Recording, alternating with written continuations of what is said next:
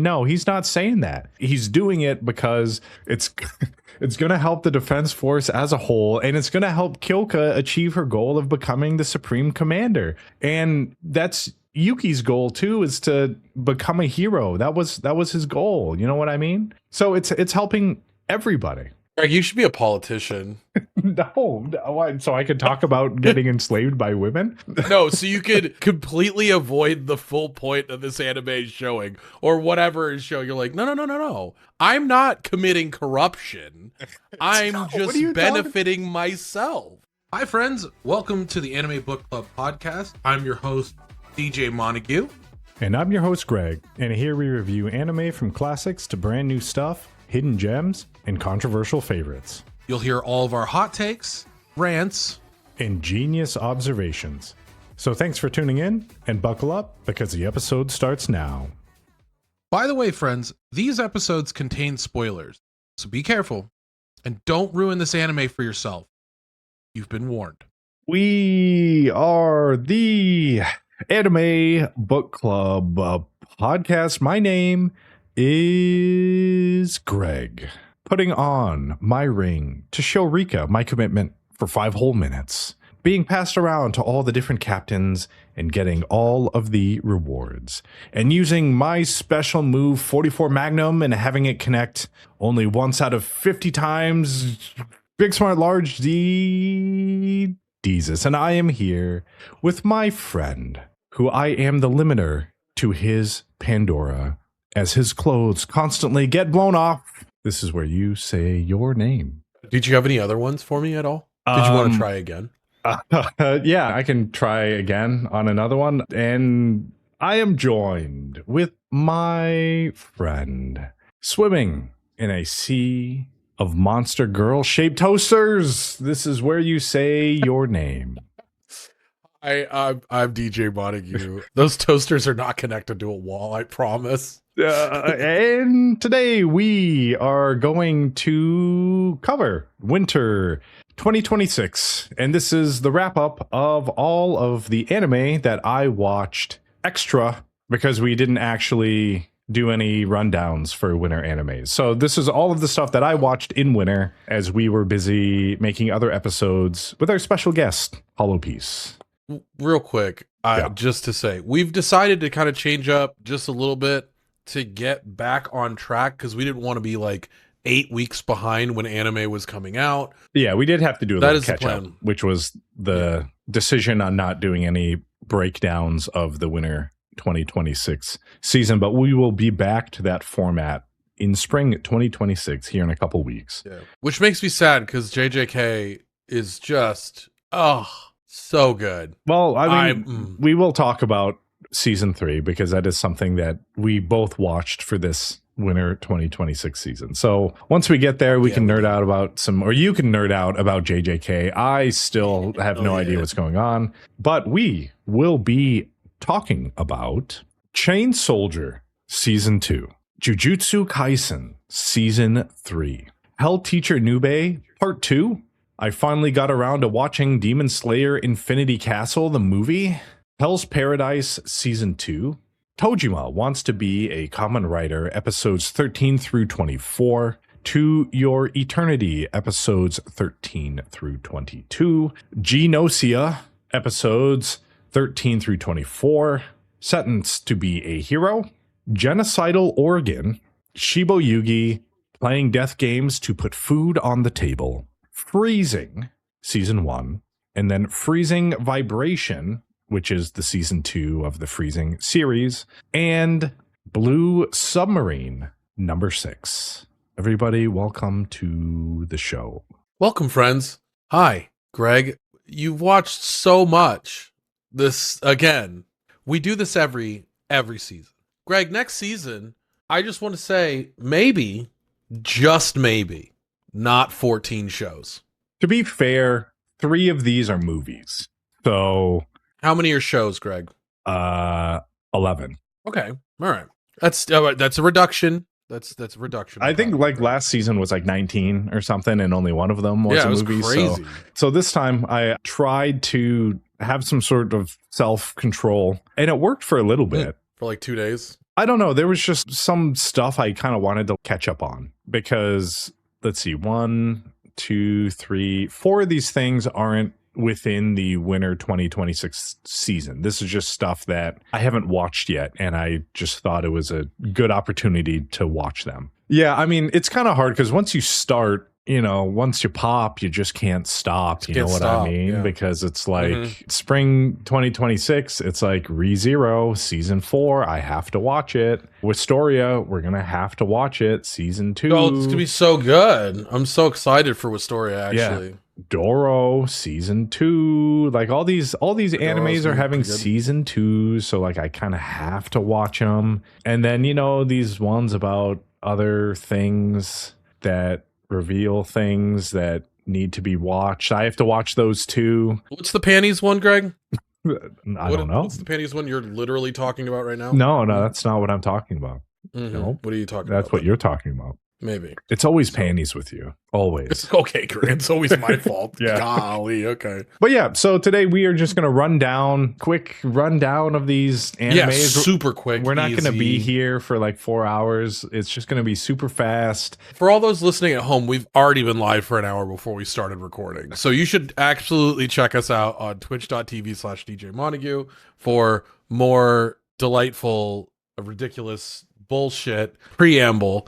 Greg also, for the first time in 6 months, took a nap today, and he was like an ogre waking up for the first time in 1,000 years, wondering where he was, and had so many questions. That was before we even went live. So, you get so much by checking out not only the episodes on Spotify, but checking us out live. I don't feel like I dream anymore. You know what I mean? Like, I feel like, dude. I feel like when I sleep, like it's, I don't know. I almost just like enter into the abyss. All there is just you're darkness. Just a fugue state. Yeah.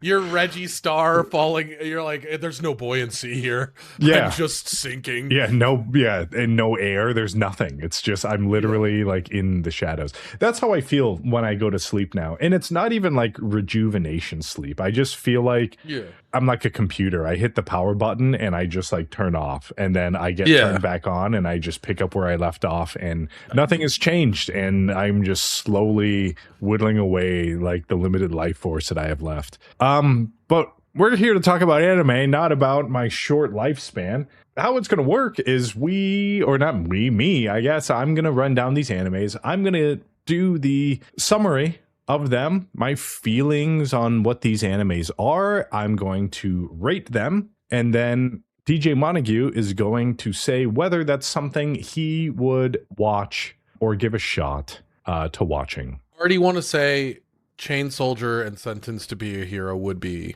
watches, because I plan on watching them anyway. Sentenced to Be a Hero, I think you would really like. This season of Chain Soldier, I think it has some already parts read it you would like, but I think there's other parts you wouldn't like. Yeah, I already read it though. Yeah, but reading is different than believing and seeing with your own eyes.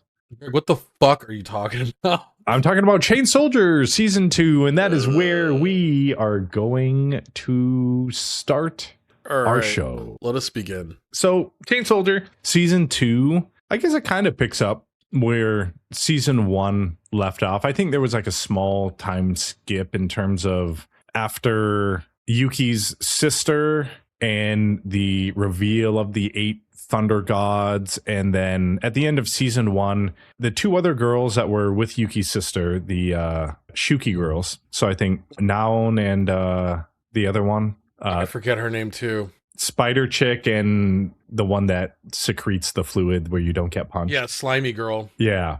They got absorbed by some egg thing because they were taken by one of the Thunder Gods, went to the Thunder God base, and then they fed them to this egg, which then turned into the 8th Thunder God. And that's kind of how Season 1 ended. But Season 2 kind of picks up where that left off. We are hanging out in the Mato area. Yuki's still getting shredded as ever, doing housework, taking care of the girls. I guess there's like a few different parts in it. So I think like maybe the first few episodes was just getting like reacquainted with the characters that we knew in season 1. So you had Tenka, you had Kyoka, and then you had Shushu and Nei and Himari. And we get to hang out with the girls a little bit more. Then I think in the next few episodes, we're introduced to the other captains. So then we have like the squadron captain meetings, and now you're introduced with all of the other squadron heads of the Demon Defense Force. And Yuki is the popular guy because everyone has heard about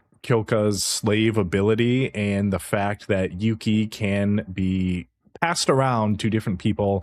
And he gains different abilities based off of who is writing him at the time. So a bunch of silliness ensues. He's had to reward plenty of captains here in the Demon Defense Force. But then we kind of go with the Himari arc, or the Azuma family arc, where they need to choose a new head of the Azuma family. And then Yuki helps Himari fight in their, battle royale that they have. But ultimately, Himari doesn't win and isn't chosen for the head seat. But we do see the evolution of her power, because Himari's power right now is kind of to copy other people's powers. But she can only do that with certain powers. Like, she's not completely like synchronized or whatever to fucking use other people's powers. But we do see during that arc that when push comes to shove and she's got to get into action and it's life or death, she was able to use a lot of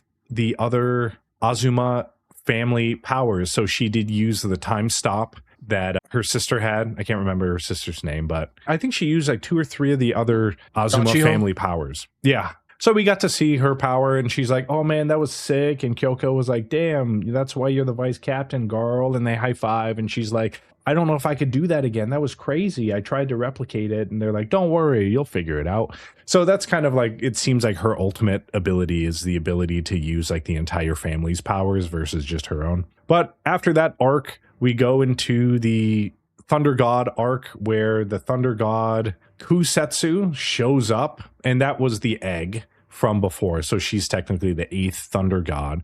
But as she absorbs more and more people, because now she got, the 2 Shuki girls in her, she evolves and is able to use their powers, and she like looks completely different and stuff. So then she goes to the real world and is executing some Thunder God hood rat shit by kidnapping human beings or whatever. But then the Demon Defense Force comes, and then they have to put a stop to her. Yuki and Kyoka team up, and then you have Mira, who's one of the other captains, and they're all fighting her, but then Mira gets absorbed by Kusetsu as well, and then the other Demon Defense Force captains have to jump in and save the day, and Kyoka and Yuki use their like ultimate ability. Oh yeah, Yuki has some like Super Saiyan mode called like Heaven's Word or something like that, and then him and Kyoka have been practicing, and like their trump card or whatever is that Yuki like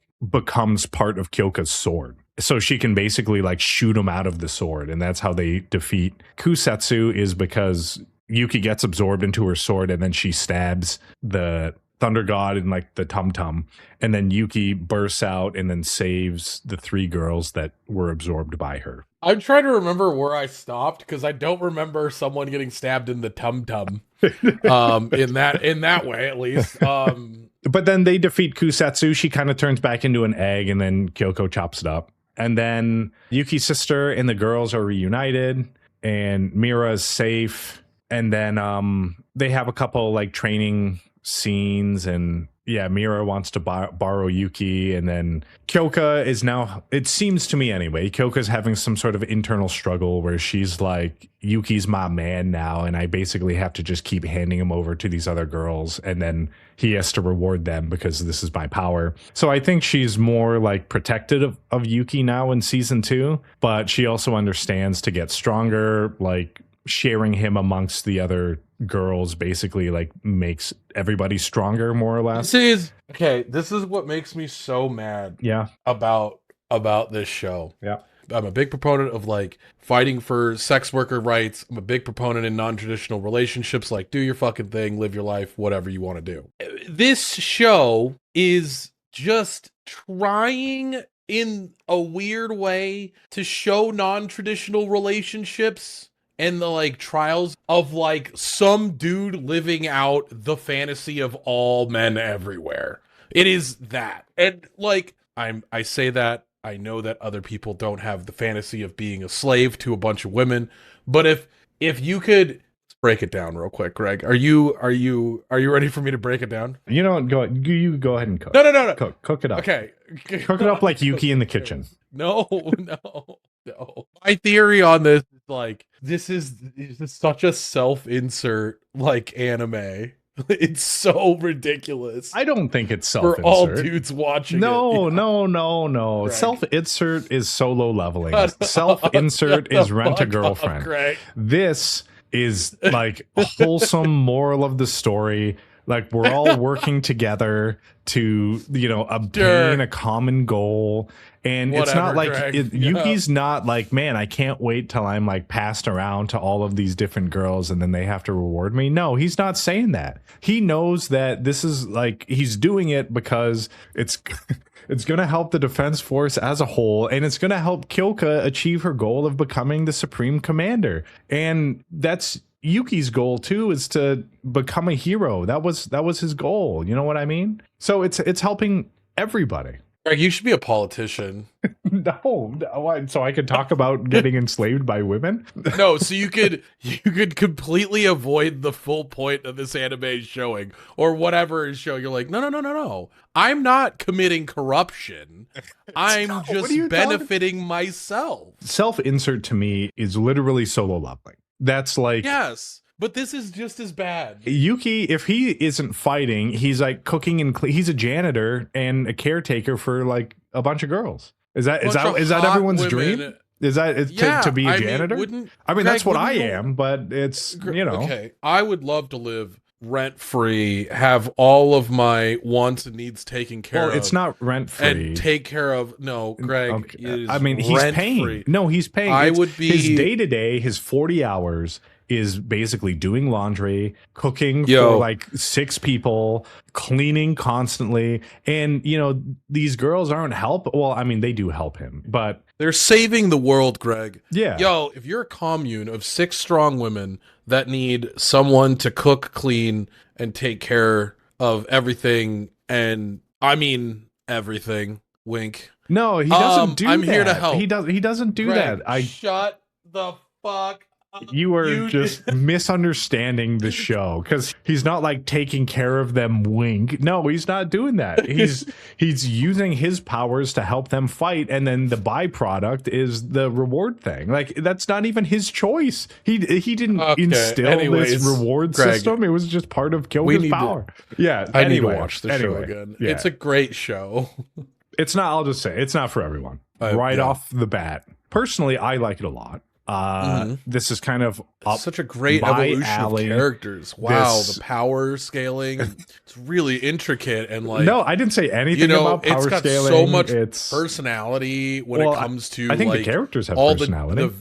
All the different characters. Yeah, 100%. And their emotions interacting. 1,000%. Yeah, they look so firm but also squishy in their hearts. You know what I mean?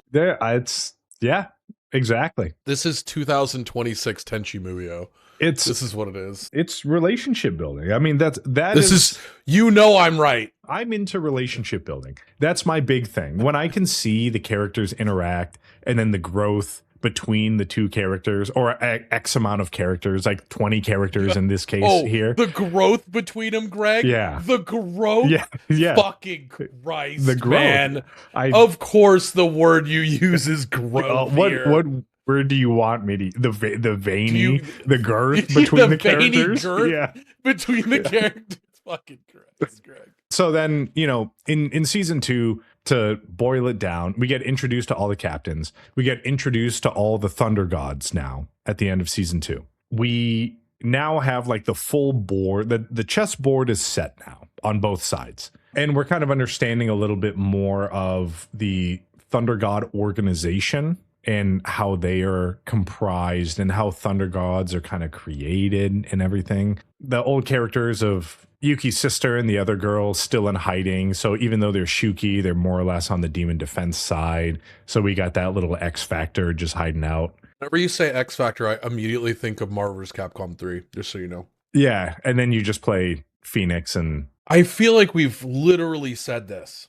I feel like this is deja vu. Guys, someone comment at home if we've said this before. I will comment. We have. I think we have. Okay. Thank you. But yeah, so I like the show.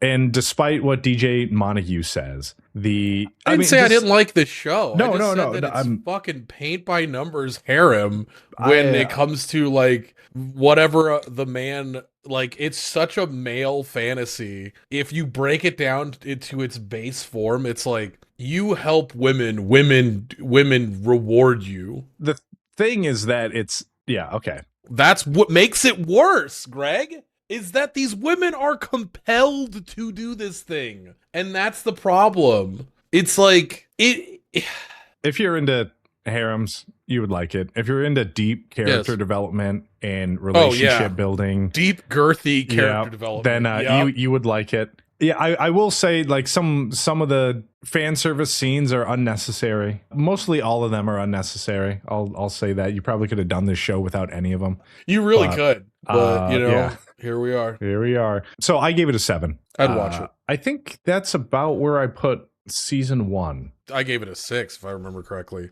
But I also... Oh, yeah, I did give it a 7. So, yeah, straight up 7s across the board right now for Chain Soldier. Moving on from Chain Soldier, something that has just about as much fan service as it, Jujutsu Kaisen Season 3. Shut the fuck up, Greg. What is wrong with you? What happened to you, man? I need help. But we did talk about JJK a bit because we have an entire episode of... Yeah, I gave it a 6. Golly, I'm fucking good. DJ Montague breaking down JJK because I didn't understand it. And after that episode, I felt like I did. It's kind of like a college class. It's like there was something I didn't understand. I went to class and I was like, damn, teach, that makes a whole lot of sense. And then I go back to my dorm room and I sit down and I have to do some homework and I open the book and I'm like, what the fuck is all of this shit? That's how I felt. It was like, I literally just learned about it. And then I went to go do it by myself. And I was completely confused the second I opened the book. But in that JJK episode, we went through episodes, I think like 1 through 6 or 1 through 7, something like that. 1 through 10, 1 through 8. I'm going to focus a little bit more on the episodes that we didn't talk about from our giant JJK Explained review. So if you haven't watched that, then you should check it out because it did shed a lot of light onto the JJK world and how it works and the characters and why they're doing what they're doing and why certain people are so powerful while other people are completely Did you want me useless. to explain anything else? In a second. Okay. And I did have a couple people say, they're like, oh, DJ Montague was wrong about a couple things. And I'm going to say, wink, he did it on purpose. Wink. So if everyone is caught up on the manga and stuff, there's things that we said because they were huge spoilers. Yeah. It's not that he didn't know. It's because he was trying to preserve the innocence of people that didn't want things spoiled. I'm going to call this out real quick. There is an understanding of knowledge and the burden of knowledge. And this goes for all mediums. If you are somebody that has like all of this information, think about a doctor walking up to you and being like, okay, we've kind of diagnosed what's wrong with you. How is somebody that speaks a different medical language going to break it down for you and give you the information that you need to know right this moment to make an informed decision about your health? I am not here to hold your hand through all of Jujutsu Kaisen as the completed manga. I'm here to give you the information about what's in front of you and what we know now and like break down extra little elements. When I talked about Wicker Basket versus Simple Domain, we at that point had not seen someone use Wicker Basket, so I said they're both the same thing basically. And they are essentially. But it's like I said, I think I said it in the episode. Wicker basket is what old people use, basically. Yeah, Reggie used a wicker basket. Yes, and then he does it in the next episode, and I was like, oh fuck, I probably could have explained it more, but even still, like, they just do it in the show fine. And there is many things that happen in JJK that I said it as like a thread. All of what Kenjaku has done, it leads into different places in the show. There's a thread back to Kenjaku for most of everything. The only, like, there's a few characters that are like, that these things aren't planned. And kind of Megami being one of them, Yuji. Like, Higuruma. Comedy man. Higuruma and Takaba are awesome characters for that. Just dudes just thrown in. And I love it. I love it so fucking much. When you go and listen to that episode, because we're not going to go over all of the JJK season 3 right now. We're just going to hit this last quarter of it. DJ Montague is subject matter expert. So, and then I think the things that were said were so, like, he actually does have this college course, and that's, I took it. I took the college course, and then I failed the exam. Dude, I actually, someone had listened to that episode that knows more about JJK than I did. And there are a few things that I misexplained. And I feel bad because, like, I might know a lot about JJK, but I also, I see stuff on Reddit and I, like, kind of, like, put stuff together myself as well. Like, where I'm explaining, like, it's like me trying to explain Yuji's power of him being, like, the closest thing to a Heavenly Pact user and a sorcerer at the same time. Like, Higuruma kind of talks about it. He's like, dude, this guy's incredibly durable and just throws hands constantly. And it's like, that's my way of interpreting what Yuji is. Sure, there's a better scientific term for it or whatever the fuck it is, but... Okay, we're only on the second anime and it's been too long. Yeah. So here we go. Where we left off before in JJK, Megumi fights Receipt Paper Man, Reggie. And Reggie seems pretty strong, actually. Yeah, he's super strong. Understanding Megumi's domain expansion and everything in the shadows is a weight on him. And, like, yeah, you have, like, this crazy, like, mental chess stuff. And I think they do a little throwback to, you know, explaining it. I think it was in season 1 where at the end of that fight, Reggie is basically like, oh, sorcerers, like, lie, and, like, the better liar you are, like, the better chance you have to win, like, sort of thing or whatever. Yeah. I remembered that and them talking about that before, and I was like, that's good. And then in terms of, like, the animation and stuff, when, you know, Reggie was taking a napski, how they animated the liquid. Taking a napski. I was like, okay. Dude, so good. They're in a pool, and I'm like, oh, okay, well, this looks like textured, or like there's different levels to, like, the pool or whatever.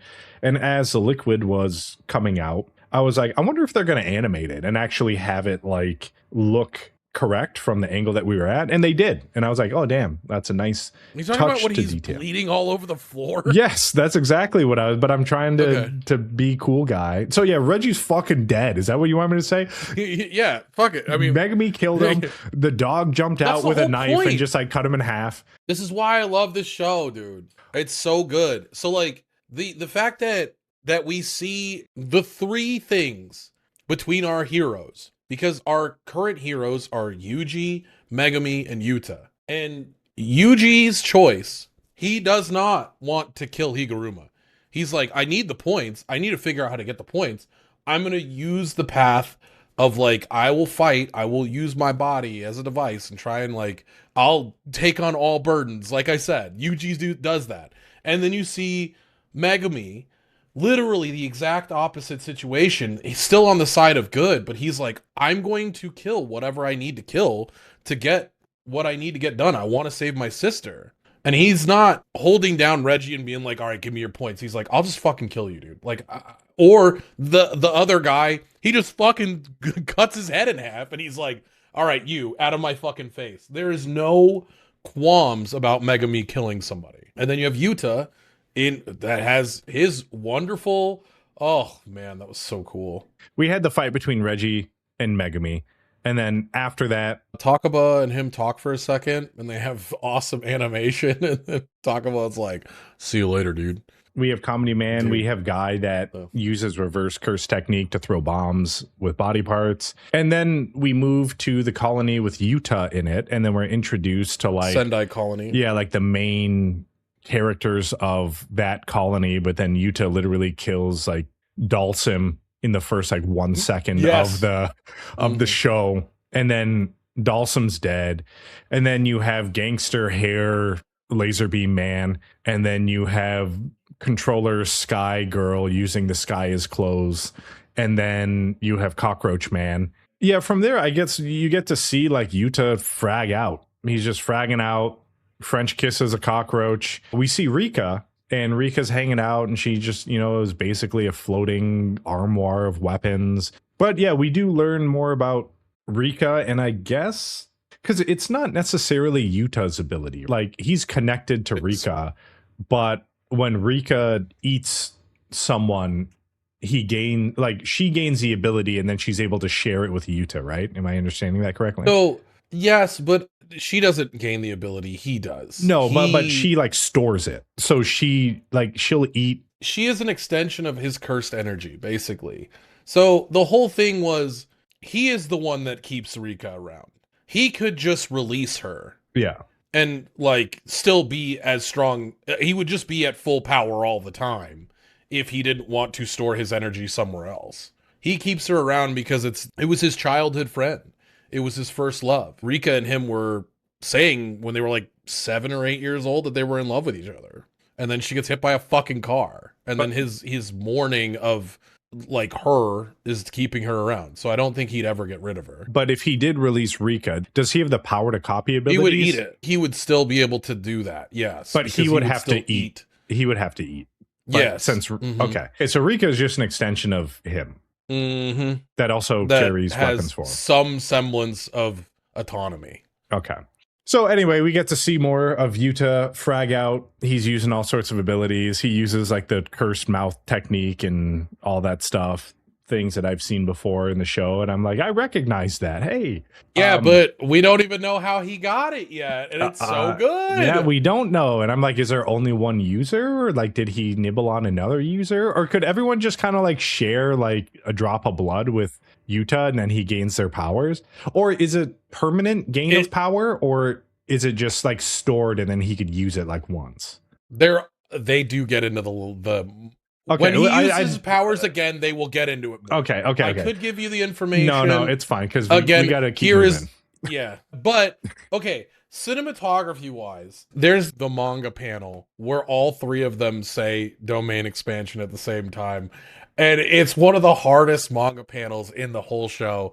I thought that the season was going to end on that and that we would get the rest of the fight next season. But they recognized, they were like, okay, we cannot bait them because nothing happens after that. So we watch them all domain expansion, and then the cockroach guy collapses the domain and all that shit. And so we don't get to see Yuta's domain expansion yet. We will, and it's awesome. But I'm excited by the way that they did all this. Like, it's just so cool to watch. I love JJK. It's so well done to me. And it's like bringing in past and present characters and them having their discussions about like, hey, how is this different from the past and what I learned hundreds of years ago? All that shit. I love it. Continue, Greg. DJ Montague obviously watched it and will continue to watch it. And I gave it a 7. Animation's 10 out of 10. I mean, I think I gave it some good points for character development. I did knock points for the story because even though, the story is intricate, and after going through the JJK episode, like I understand more of the story, but my big qualm with it is like, I feel like I wasn't getting that like within the anime, or maybe I wasn't paying enough attention or something, right? Like I just feel like that there's some sort of like story collection disconnect for me personally, within JJK, like I just wasn't following it, or maybe it happened so fast that I miss it. And basically, like, yeah, the narrator has to tell us what's happening because it's going so fast that if the narrator doesn't step in and just be like, hey, this is what happens when 3 domains like go with each other and then a cockroach jumps in, you know, like if the narrator wasn't there, I'd be like, what the fuck is going on? Even with the narrator there, I'm still like, I don't know what's going on. I guess I'll just focus on like this Venn diagram of fucking 3 circles and then a cockroach getting fucking deleted, reverse curse technique by Yuta or something. And I'm like, oh yeah, it's cool. So I did, like, that's the only reason the story points are getting knocked, is because I feel like without fucking college accredited DJ Montague course on fucking JJK, like I would still be lost. And even now, like after the other episodes, I'm still like, I'm understanding a little bit more and I'm identifying like a couple things. But also, like, for me, I don't want to watch something like over and over again to pick up like the little breadcrumbs. Like I would like it a little bit more where it's in a way that I can like digest it when I like watch the entire thing in its like totality.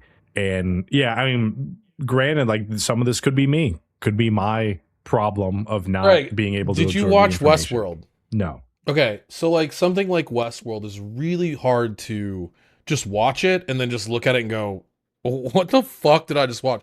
Because, okay, so I will explain something really small in Westworld in terms of what they say, but has like a massive implication on what is going on. You watch things in chronological order because that's how we live life. Well, Westworld, you're watching the first season has 2 separate timelines that are layered on top of each other that you're watching. But they happened at 2 vastly different times in the terms of Westworld. And you get that at the end of like season 1, you're like, what the fuck did I just watch? And then you have to sit there and think about all of these scenes and all of these characters that were in these specific scenes that never interacted with each other. And you're like, oh my God, they're in completely different timelines. And then season 2 happens and you're like, holy shit, how many timelines am I going to get this time?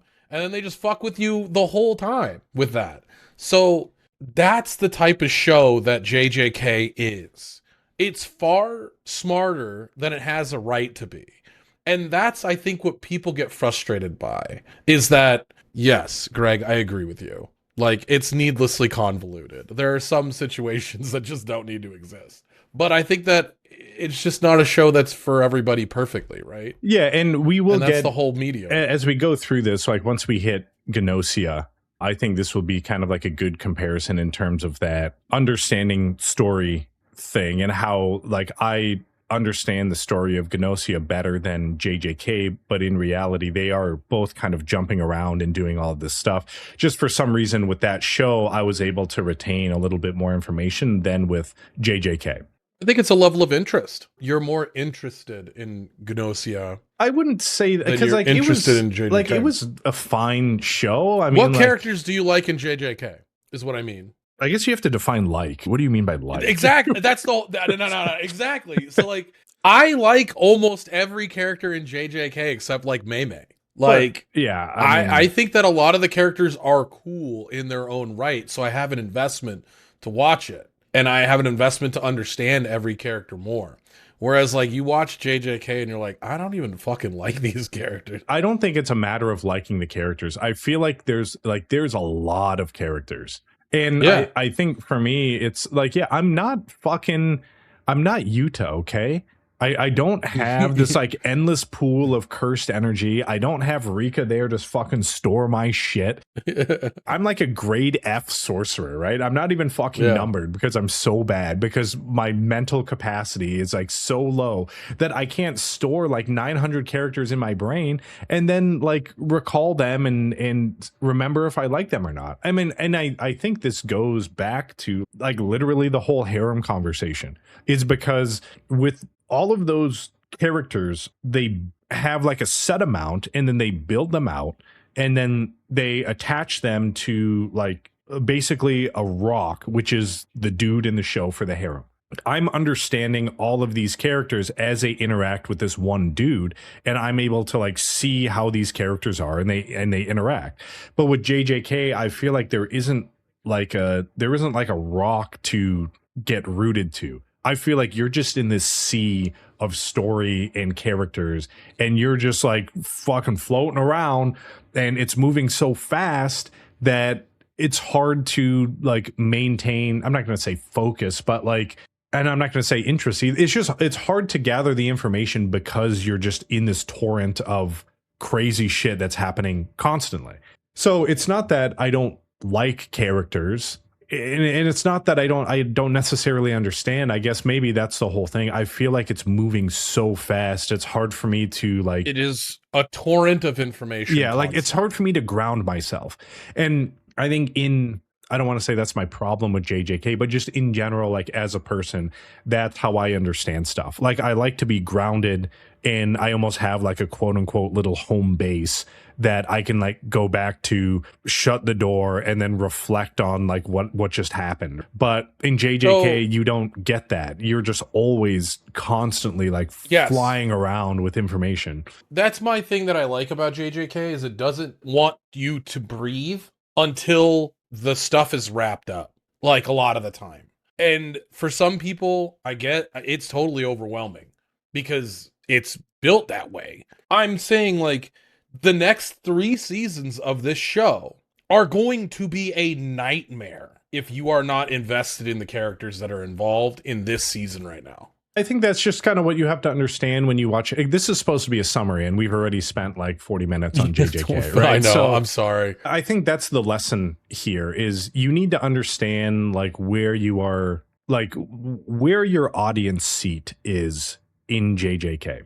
For me, I'm probably sitting in the fucking like nosebleeds, and I'm just a spectator. Yeah. I'm not super invested in this artist that I need like, you know, literal fucking like pit seats where I can touch the stage, and like, you know, maybe the artist is going to come give me a high five because I'm so fucking close. Yeah. It's like I'm not that invested, and I'm probably losing a bunch of shit by like being way in the back. So I'm just enjoying the show. I'm not like out of my seat, jumping up and down. I'm just sitting there and just being like, this is a very nice show. Very interesting.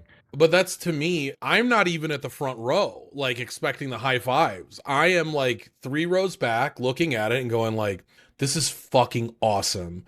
I came here and I got what I wanted out of it. You're swimming in like that front section, you know, like who knows, maybe next week like the crowd's gonna move and they're just gonna push you closer, and then you're you know like face to face with the guards that are just standing there not letting you pass. Like, but then who knows, maybe someone will pick you up and just fucking crowd surf you over, and then you're gonna be thrown on stage, and then Utah is gonna high five you, and then Gojo's gonna purple you, and then Megan the Stallion's gonna be there, and it's just gonna be the craziest time. But I personally will never have that chance because I'm just a spectator, like absorbing all of the craziness, and then that's it. Like I'm not invested in the craziness. I just understand that I'm part of it and I'm in it and I'm watching it happen. Okay. All right. It gets a 7. It was good. I would recommend. I highly recommend JJK. I think you need to understand like where you're sitting mentally when you get into some of this stuff. I'm not going to sit here and tell you to get invested into this story.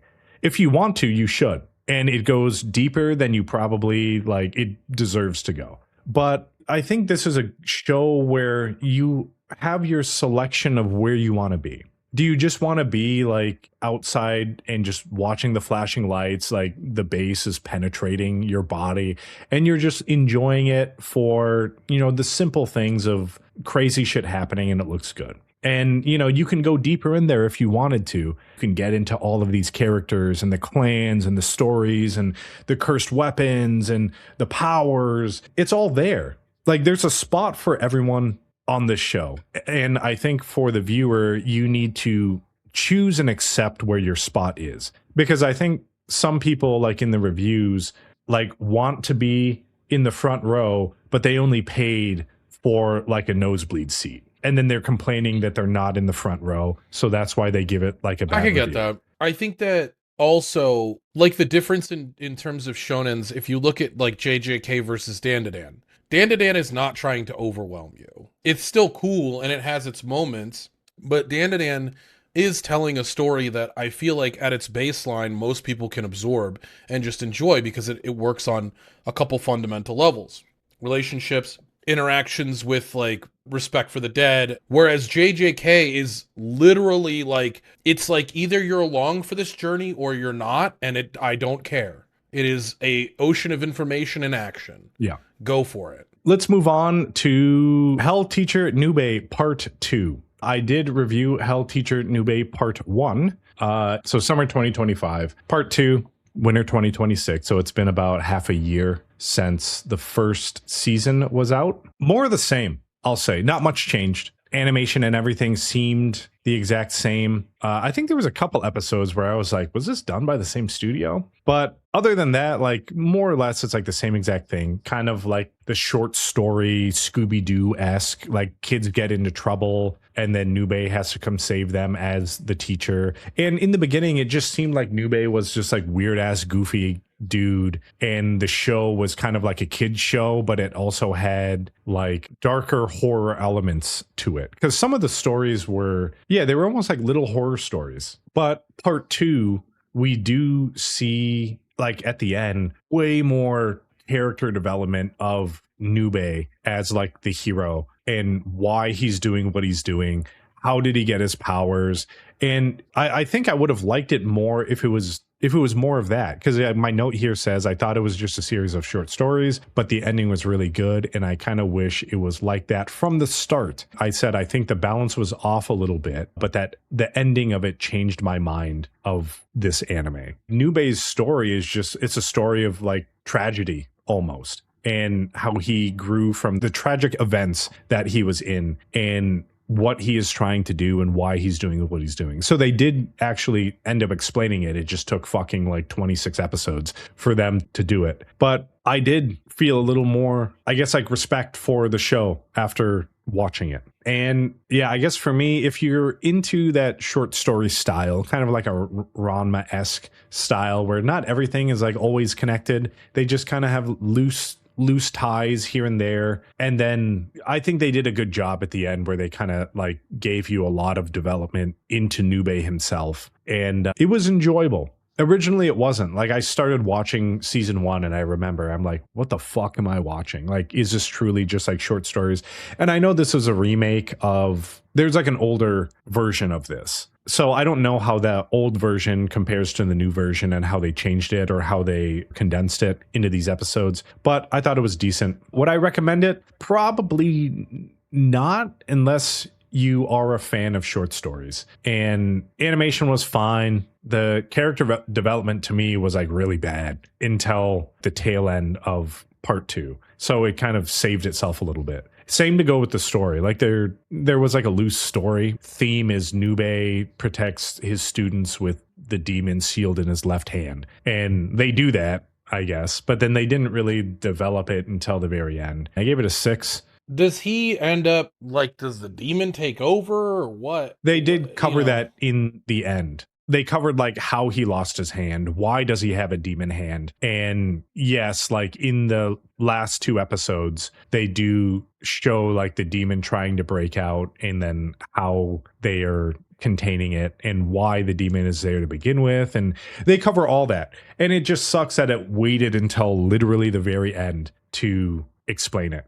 I'm glad that they did. And I have more respect after that. But it is a very long journey. I'm glad I stuck through it. And this is the reason why I have like applied my own like Jujutsu cursed technique on myself what's the thing where I talk to the universe and I make a deal with the universe in JJK? What's that called again? A binding vow. Binding vow. Yeah.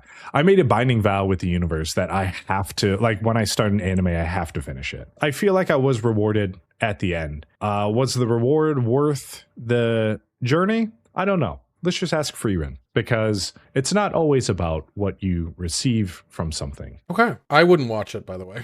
Next is the Infinity Castle Demon Slayer movie. I'm going to run it down very quick. I'm not going to go into the intricacies of the movie or Demon Slayer. I thought the movie was good. Animation was good. You get to see a lot of the characters you know and love and remember. They all get their little time in the spotlight. Everyone's fragging out. We do lose some characters in the movie. Maybe it hit for some people. For me, it was like, cool, people are dying. I would say the main event, Tanjiro and Giyu fighting Akaza, which is the demon that killed the flame guy.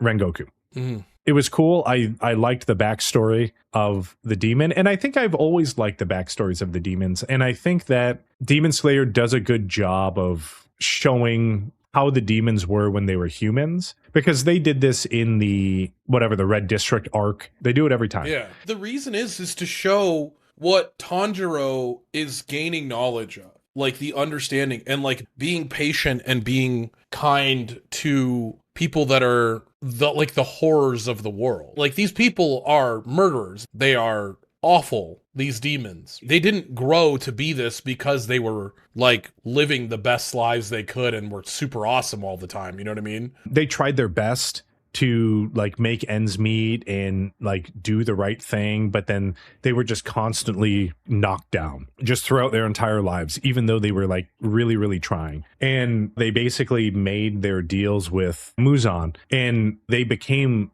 demons almost like out of the whatever despair that happened to them in their human life. They became demons to gain the power to do like what they wanted to do. But throughout their journey of being demons, they obviously lose their humanity. So they forget the reason why they accepted this deal for power in the first place, and then just turn into like mindless killers. But I think they do a good job with the Akaza character in how he's reminded of where he started before he was a demon, and why he even did everything in the first place, and how he got here to this point where he's fighting Tanjiro and all this crazy shit's happening. I think the story writing is really good. I mean, the animation obviously is 10 out of 10 insane. Animation. It is definitely that different style, and that style may not be for like everyone, but I still appreciate the uniqueness and how they're doing the animation. I'm glad that they are taking the story in this direction in terms of like the movies versus anime series,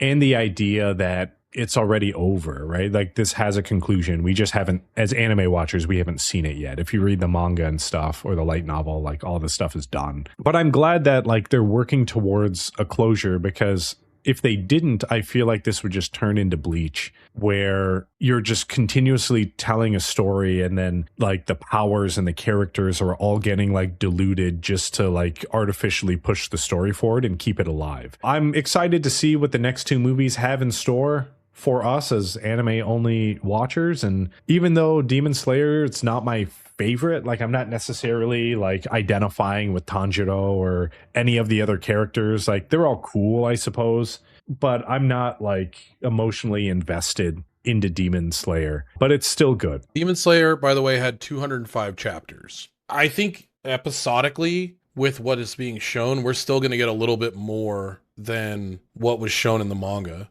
Whereas like Chain Soldier is at 176 right now, and I don't think it's close to done. Chainsaw Man just ended at 225, which I don't know if you wanted to talk about that at all, but everybody's fucking pissed. They're like furious at the ending. I'll probably enjoy it because it's the story. I think that this is what ends up happening, is that people forget how hard it is to wrap up a story. I don't think people like want the story to wrap. They don't want it to end. When you're reading Game of Thrones, are you like, yeah, I can't wait for this to be done. I can't wait to see what happens to my characters.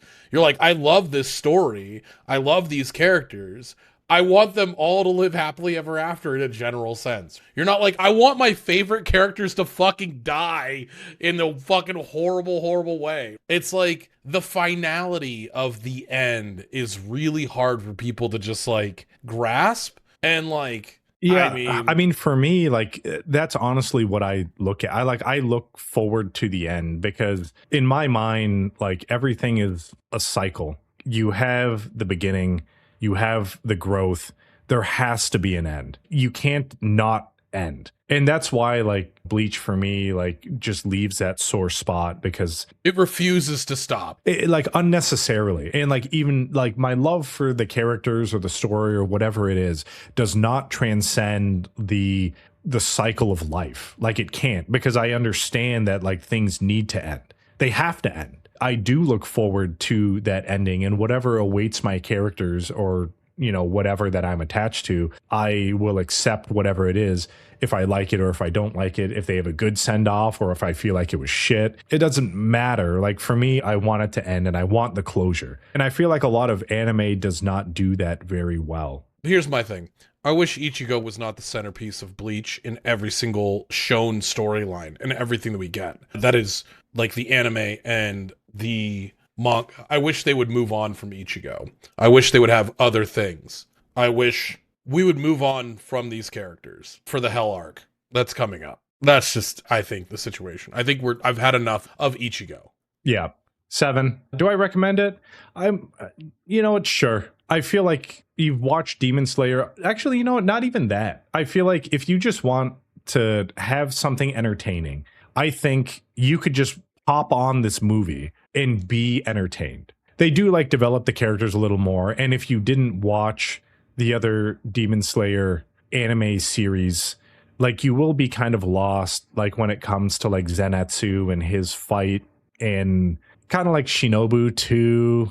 Like Tanjiro, there isn't really any more development with Tanjiro. I mean, there is, okay, I shouldn't say that. There is like a little bit because you've had so much over the course of it's his show. Yeah, I mean, I feel like you could actually just watch this movie like in a vacuum and still be entertained. And I can say that almost about like the Chainsaw movie, the Reize movie. Like you could almost watch that in a vacuum and still like be entertained enough to where like you didn't actually need to watch the other shit. You'll be a little bit lost, but I don't think you're going to be so lost that you're not going to be able to grasp what is going on in the high level points of the story.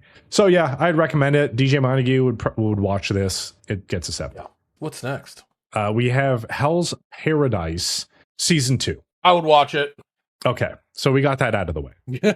Hell's Paradise Season 2, it picks up where Season 1 left off. If we remember Season 1, the Emperor dude of Japan is like, I want immortality potion. And they're like, there's this island that it's supposedly at. Let's just send a bunch of criminals there and they're going to find it. But they're like, we can't send criminals there without Overwatch. So then they send the execution squad over there with them. So then they get there in Season 1. Everyone realizes that this island's fucking nuts. And we lose a lot of characters in Season 1. And at the very end, everything's kind of split. We only have like a subset of characters that are left. Our, I guess heroes party, if you want to call them that. And we have the overarching antagonist, which is the Tau user gods that exist on this island. And in Season 2, we learn a little bit more about the island, why the island exists, how these antagonists were created, and the whole explanation of the use of Tau, which is, I don't know, think of it as like the cursed energy in JJK or whatever. And everybody has it, but not everyone knows exactly how to use it or harness it. But these antagonist Tau user plants are like masters of it. And then our heroes party basically needs to learn how to use it on the fly. And they do. And I think Season 2 does a better job of explaining what's going on than Season 1 in Hell's Paradise. Season 1, I was like a little lost. I'm just like, okay, this has like Ninja Scroll basilisk levels of violence. And they have this sub story that everything's kind of like loosely clinging to. Season 2 clears that up a little bit, and we're introduced to more characters now. So more Executioner Squad dudes are sent to the island along with more shinobi that are going along with them. And they're supposed to be kind of like Wave 2 Rescue Squad. But Season 2, Gabimaru and the heroes party raid the Tau castle and have to get into crazy fights and stuff, and people lose limbs and eyes and all that bullshit. And then we think Gabimaru's dead because he took a fatal blow, but then he had his trump card, and then now he's not dead. And then he's still fighting for this idea of like seeing his wife again, but they still are dangling that carrot in front of our faces of like, does she exist? Does she not exist? Has he just been shinobi brainwashed this whole time? And yeah, I mean, it was good so far. The way you just explained it made it sound like you're about to be like, it's dog shit. No, I mean, I fucking hate it here, dude. Season 1, I didn't like it.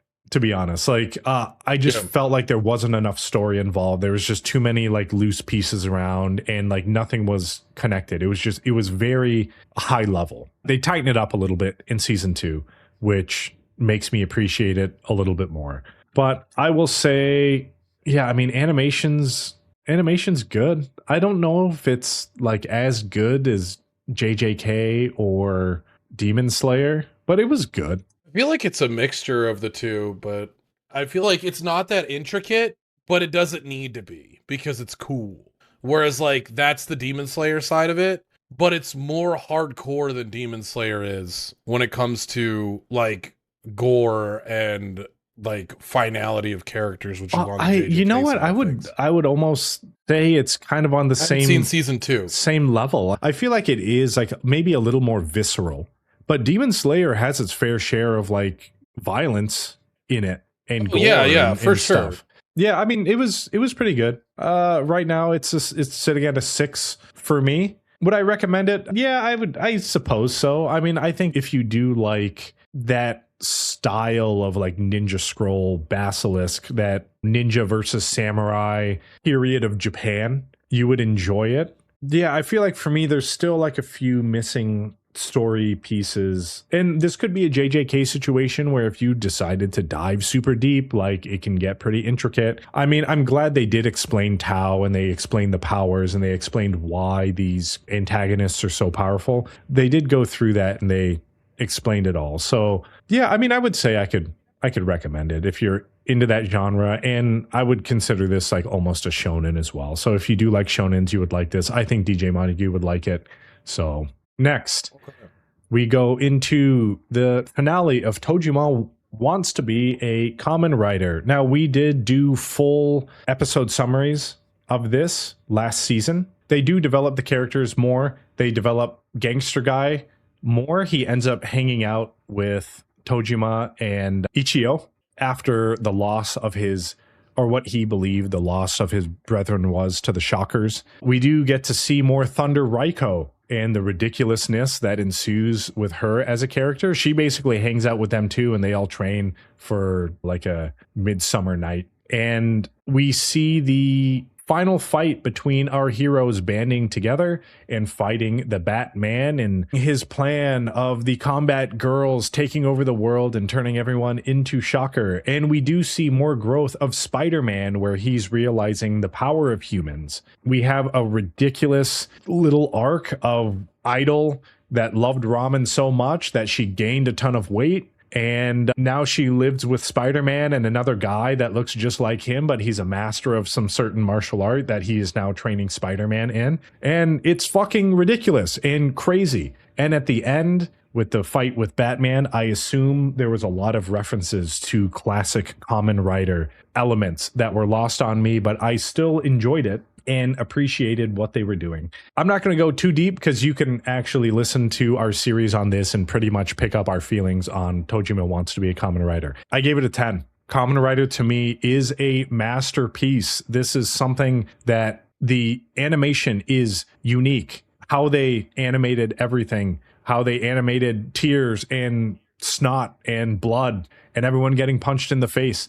I think this is just a great, I don't want to say like resurrection of Kamen Rider, but like if you didn't watch Kamen Rider as a series back in like fucking 1960 or whenever it fucking came out, and being able to still absorb Kamen Rider through a modern medium, and not exactly like just Kamen Rider, right? It's like you're watching the story of people that watched Kamen Rider. So you're watching people that watched Kamen Rider try to be Kamen Rider, and how they actually took the story and developed the characters. They did everything like really, really well. And this is in my wheelhouse of it being like ridiculous, but still having like very relatable and life lessons that you can take. And I think since the characters are so old, it resonates with me as well, where they enjoyed something when they were kids and they followed their dreams, even as ridiculous as their dream was, and how people made fun of them and still make fun of them now, even in the story. But they didn't let that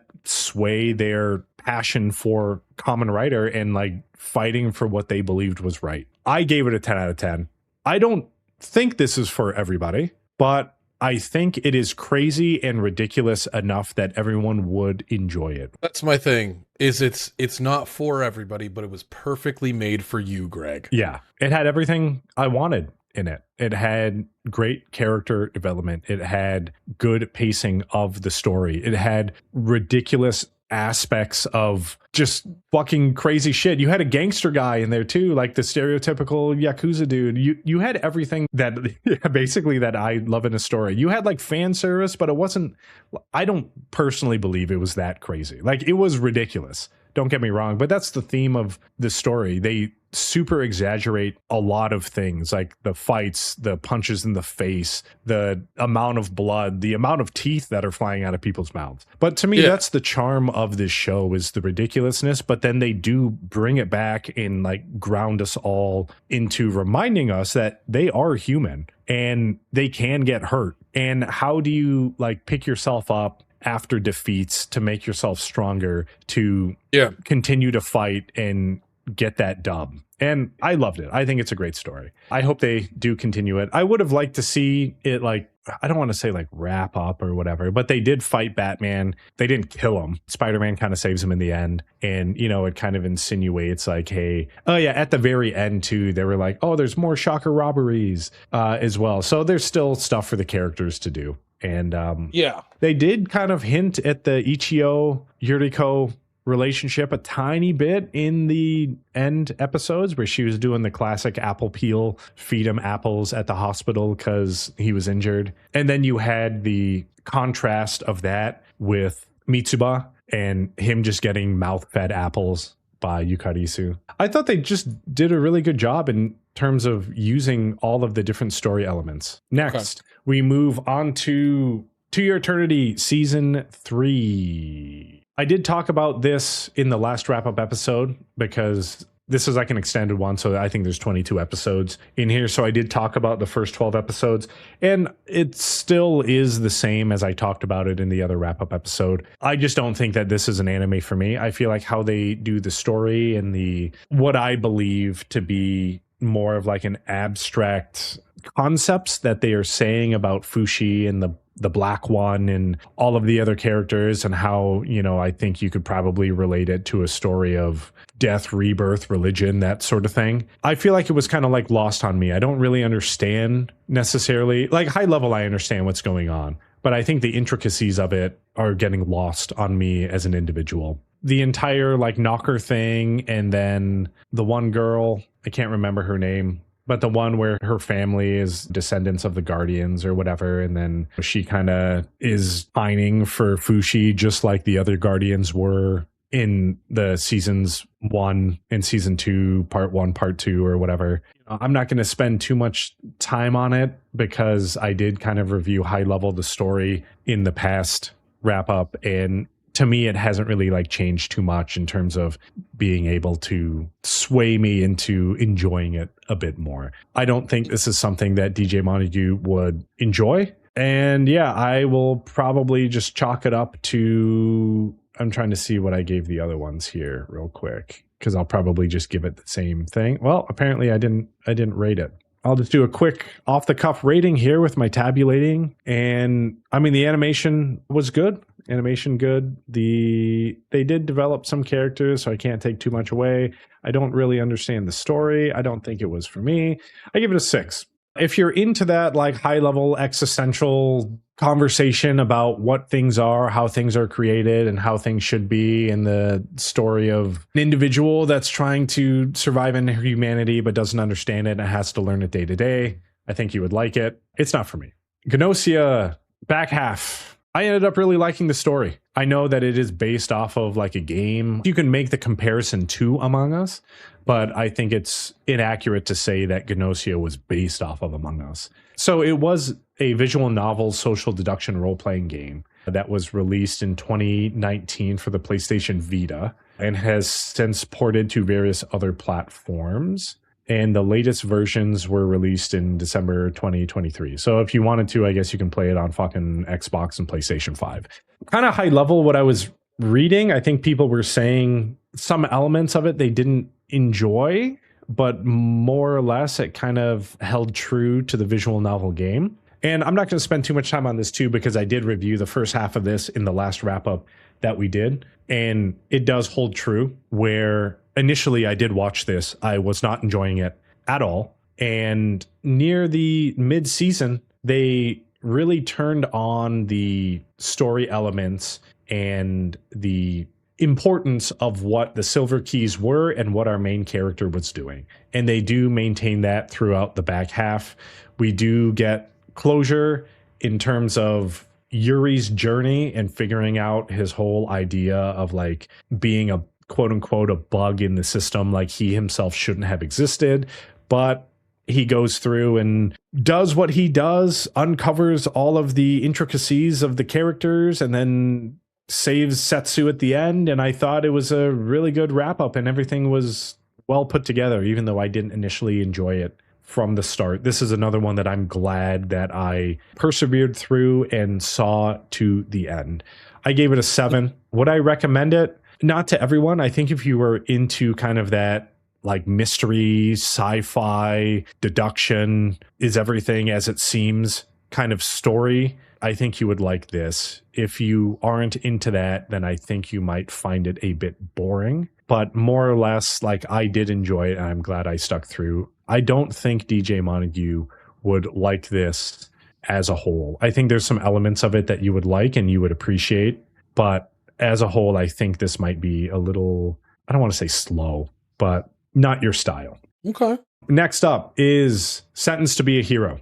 Now, this was a recommendation to me by a lot of people. They were like, you got to check this out. I was getting texts and everything to watch this when it was released. I wasn't originally going to watch it, but I'm glad that I had so many people recommend it because to me, this was very good. The story is about Xylo and crew. They are a group of quote unquote heroes, but in this world, the title of hero is viewed as like an extreme negative. So a hero is synonymous with a criminal that has done a crime so heinous that everybody hates you, and death is not good enough for you. So you are sentenced to be a hero, and a hero cannot die. So they are constantly just like thrown at the front lines and no one cares about them. So if you do die, you are brought back and you are forced to continue fighting. And you basically have limited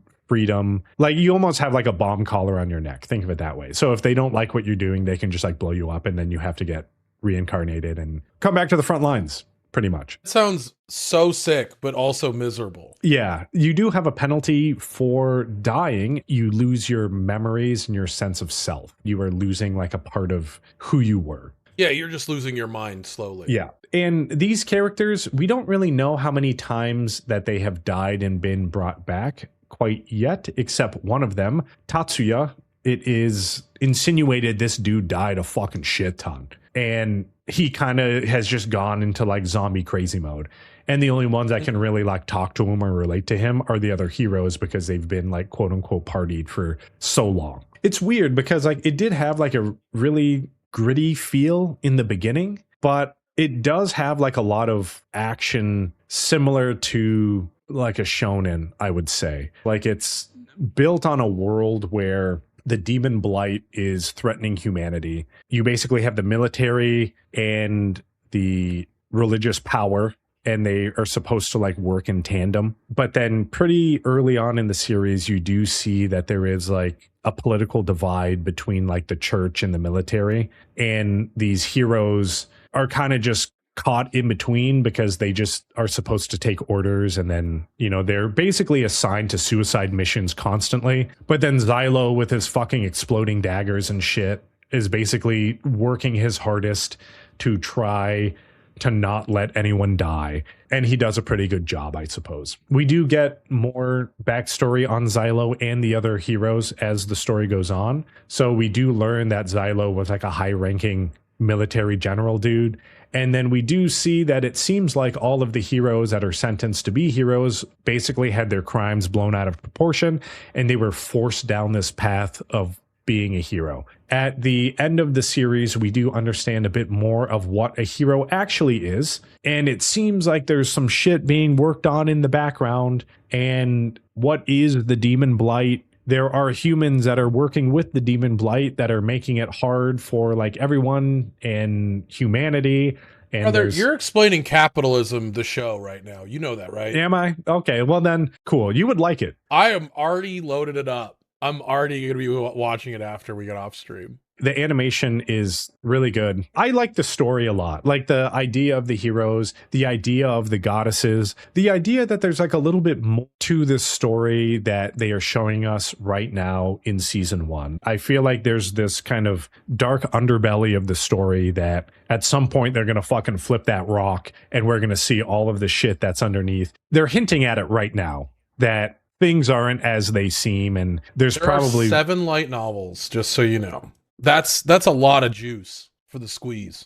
You know what I'm saying? They killed it, I think, in this first season of them doing this show. And 8 light novels, sorry. I feel like they have a lot of elements that I like. I mean, you see the characters, you do see the relationship building between the characters in the story. It kind of reminds me of like insert military movie where this one squad basically has a suicide mission and then they have to all work together to complete the mission. And then even though it is a suicide mission, they don't want to die, so they try really hard to survive style thing. I gave it a 9. Everything about it is entertaining and I think you would like it. Do I recommend? Yes. If you like action in general, if you like kind of military fantasy in general, you would like all of this stuff. Fate Stay Night and you want some unlimited blade works, you would like this. There is some things that are like a bit confusing, like why is Xylo so fucking awesome and he just fucking frags constantly? Oh, I think, Pinky, that's a good comparison. 86. I understand that Xylo has like fucking ruins carved all over his body and that's why he can just fucking like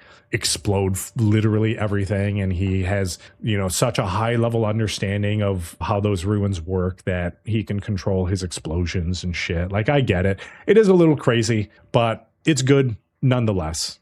He did have a pact with a goddess before, and they do go into what happened with that pact and what he had to do and the shittiness of the military and the church and how there's definitely something going on underneath all of this that hasn't been exposed yet. And yeah, it's insinuated that the church is basically in bed with the demon blight, and there's just a lot of like backstabbing, shitting on like a lot of people. Let's move on to Genocidal Organ. So this was a movie that was released in 2017, I believe. Has a runtime of about 2 hours. And this is just something that I had backlogged that I saw that I was like, hey, that looked interesting. Maybe if I get some extra time, I will watch this. I did not have extra time, but I did watch it. I have some high level notes here for it. And this is the one thing I like about movies is they have to kind of condense everything into a certain amount of runtime. So I just think how the storytelling and the character development within movies is understandably different than an anime. And I do like seeing the compare and contrast where how much can you condense a story and character development within the time that you have versus an anime where you can potentially release multiple seasons. You have 24 minutes per episode over the course of a season. So this standard now is 12. You can run the 24 going into 2 cores or whatever. And you have way more time to develop the story. And in some of these movies, I kind of wish that maybe they did turn it into an anime because I am interested in the world and the story and how it's going to play out. But I do appreciate the condensed nature of a movie because I can sit down in one evening and finish it, start to finish, have my conclusion, and be happy. So I have some notes on this one. Basically, after 9/11, developing nations took anti-terrorism to the extreme, and now terrorists are causing their own internal civil wars because of it. American elite soldiers have an implant that prevents emotion and and PTSD, but one of the dudes had PTSD due to the anti-PTSD implant and went crazy. Some dude named John Paul is at the center of all the genocide of what's going on in the movie, and peaceful countries he visited are now going into civil war. There's no paper currency, everything is tap to pay, and America used to be quote unquote the land of the free, but other countries in Europe are more quote free because they don't have the American surveillance to cut down terrorism, because now basically in America... Watch this. Yeah, I thought you would like this one. I don't know if you would like how it ended, but I think you would like the general concept of the movie. John Paul figured out genocide has a grammar, and after people hear enough quote unquote sentences about it, their brains recalibrate and like basically turn crazy. So I have a note here that says John Paul is basically Kilgrave from Jessica Jones. There's lots of principles about survival by cooperating versus survival by killing and talking. John Paul basically wanted to protect the modern world by having... Is this Equilibrium? No, because they're not burning books and shit and emotion. I mean, they're... Oh, the only emotionless people are the soldiers, technically. Yeah, so. But I mean, okay. All right. In Equilibrium, everyone had to take the emotion pills. So it wasn't just the clerics that were emotionless. They just were awesome with gun kata. Yeah. So John Paul basically wanted to protect the modern world by having the impoverished world kill itself. Main character guy realizes that killing is crazy after the girl he was spying on dies after she tells him to take John Paul in for his crimes. John Paul escapes with the main character and used his language to have main character kill him, and now the responsibility for telling the world lies on the main character since he is now the only one that knows all of the secrets. So I was on board with the movie. I thought it was pretty good. It did deal with a lot of world issues, but the end of the story kind of leaves the main character with like a decision at the end of what he should do. And the original John Paul genocide man was basically saying he was doing all of this stuff because he wanted to protect the world that he lived in, not like the world as a whole. And I think it does bring up some very interesting ideas of like, what are people protecting and what is the world to you, and what would you give up to protect your world versus to protect the entire world that is potentially a threat to the world that you know. So kind of the whole idea of, as human beings, I think for us to have the entire world in mind with the decisions that we make is a very hard concept to execute. A lot of people kind of compartmentalize their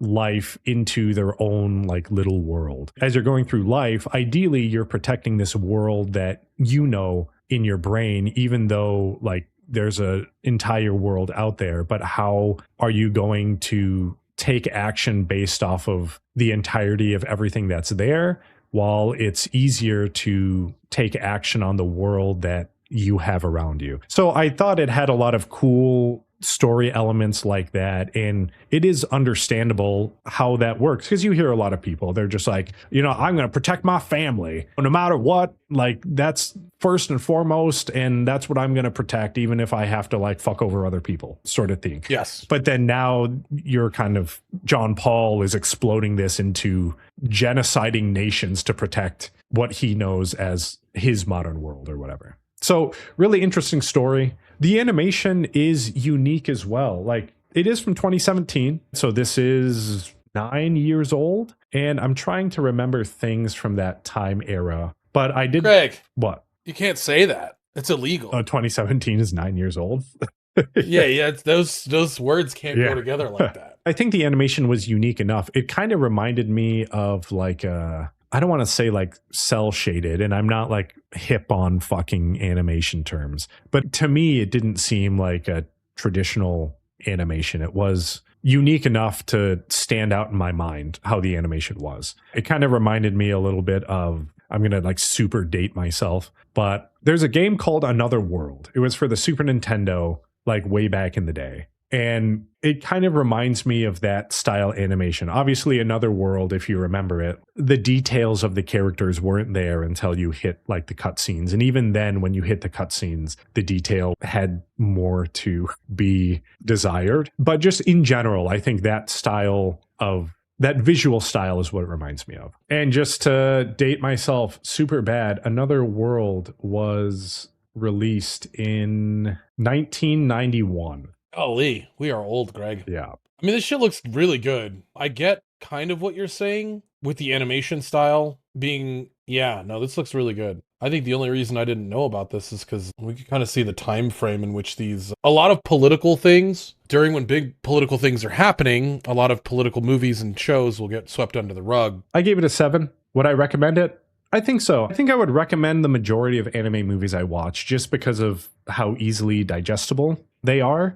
Yeah. And, you can watch them in like one sitting. You don't have to wait for the next episode to come out next week. So they're just nice little like one-shot stories that you could just enjoy. Yes, I would recommend it, especially if you're kind of into like military, political genres. And I guess you can say like psychological a little bit because it plays with that whole idea of what is right, what is wrong sort of thing. Yeah, cool movie. Decent. Next, we move on to Shiboyugi playing death games to put food on the table. Now, this one, Hollow Piece, Mr. Dave, actually, he didn't recommend it to me. He said, I watched the first episode and it was fucking nuts. And I was like, cool, guess I'll check it out. I do have notes on this, but this is kind of more for after the summary. So this is based in a world, and they say it in the very beginning. There's like a little subtitle thing, and it's a reoccurring theme in the series that it's based on a deranged world. So think of it as like Hunger Game-esque, where apparently there is an organization that has these death games that you enter in, and it's kind of like Saw. So think of it as like Saw / Hunger Games. And basically the players have to go through... You're talking about Squid Games. I get it. I know. Or Squid Games too. So I've never watched Squid Games, so... What? It's really good. I mean, the first season's really good. Yeah, Squid Games is one of those. It's like kind of like Game of Thrones to me. Everyone like was just jerking off over it. And if everyone jerks off, I'm out. Yeah. So you're like, I don't want to play Ookie Cookie with the entire world. Yeah. That's too much semen for me. Yeah.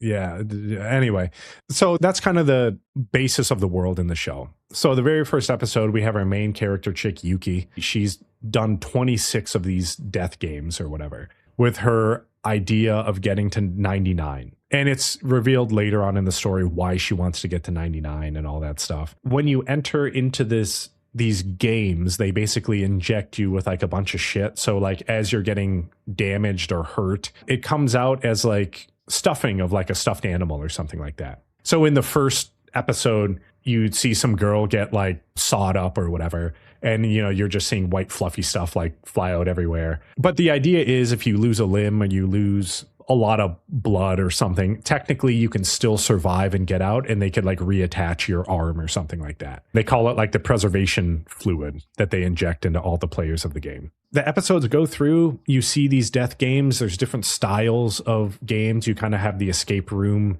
style game. You have like the battle royale style game. And it was interesting enough, I would say. But my notes here are, I would have liked to know a little bit more about the world and the game and why the game existed. I think you can make the assumption that the world is just fucked up and people wanted fucked up entertainment and created this thing. And they go over the different reasons of the different girls, why they joined the game. Some of them got conned. Some of them are doing it for the money.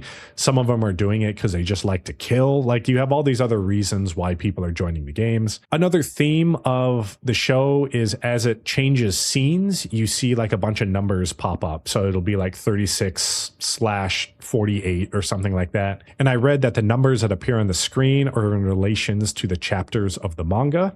So I don't know if they actually have really any implication on the story itself. I didn't understand the repeating of sentences and the ordering of the games because it seemed to skip around all over. So I did feel like there were like time skips, and it was kind of hard to keep track of like where you actually were in the timeline. I know like the last few episodes were definitely a flashback. So I got that. But then up until then, it felt like it was kind of jumping around. I have a note here that says, I guess it's a story of growth of Yuki learning from the people that died playing the game, and she plays them for the people that couldn't live in the world or something, and to carry on her teacher's will of playing 99 games. I'm not sure about the end with Yuki's teacher and what was going on with that, and Yuki's resolve to continue playing the games as a player in this world to put food on the table. They only referenced that put food on the table shit at the very end, and I still still didn't fucking understand. I'm not one for high stakes death games genre. And while it was interesting and a bit eerie, I don't think it's for me because I don't understand why people continue to put themselves in this position and what they're hoping to achieve. And I don't think the show helped me understand why. So I feel like it did kind of hit you hard in the beginning, but then as you hit the tail end, I feel like it was too much left to interpretation. And for me, like, I don't like that death game genre. It doesn't really make sense. And they're all kind of the same to me, where like the main character is constantly playing these death games and like trying to survive and like doing shit. It just doesn't really resonate with me at all. I thought it was weird, but high level, I gave it a 6. It was okay. Would I recommend it? No, not necessarily. Maybe if you are into that specific genre, but I don't think it stood out enough and necessarily like hit home runs with their weird themes of growth and shit to actually like resonate with people outside of that genre or just like that death game thing in general. No, I don't think DJ Montague would like this one either. Probably not. I'm watching a few scenes from it right now and like watch the trailer of it, and it's just like I don't. No, the animation was interesting as well. It did have like a unique style of animation where it looks decent. Mixing different styles. And I think I get why they were doing it and everything, because they wanted to make it look like a game almost, but then also like have that idea of maybe not necessarily remembering things how they are. I have nothing against the animation. It was just kind of the other elements of that anime which didn't resonate with me. Okay, we are going to move on to Freezing. So you have Freezing, which is the first, I don't know, I guess you can call it season of the anime. And then you have Freezing Vibration, which is season 2 of Freezing, but they didn't call it season 2. You have Freezing and then Freezing Vibration, but they're the same shit. Freezing was released in 2011. Freezing Vibration was released in 2013. High level, the story is about, I don't know, I feel like it's kind of like Evangelion-esque, Darling in the Franxx-esque, where you have this looming world-destructing power that you have these girls called Pandoras that have these implants that are able to fight this humanity-ending threat. They are paired with guys who are called limiters, and they are able to cast this thing called freezing, or basically repel a freezing barrier. So what happens is when these creatures, these novas, I think they're called, land and attack humanity, they cast this giant barrier which pretty much roots everybody in place. And then the dudes who are limiters can basically counteract that to allow the Pandoras to move. And then they have like a second use where they like can release like the girls' powers or something like that, and they get a burst of power shit, pretty much. Yeah, high level, it follows Satellizer L. Bridget and this other dude, Kazuya. Kazuya's sister was like one of the best Pandoras ever, but then she gave up her life to defeat a Nova, kind of similar to like a Kaiju number 8 style situation. And then her little Pandora augments got taken and then put into other girls. So then he goes to this Pandora high school and he runs into this Bridget character, or Satellizer Bridget. L. Bridget's her last name, or her family name or whatever.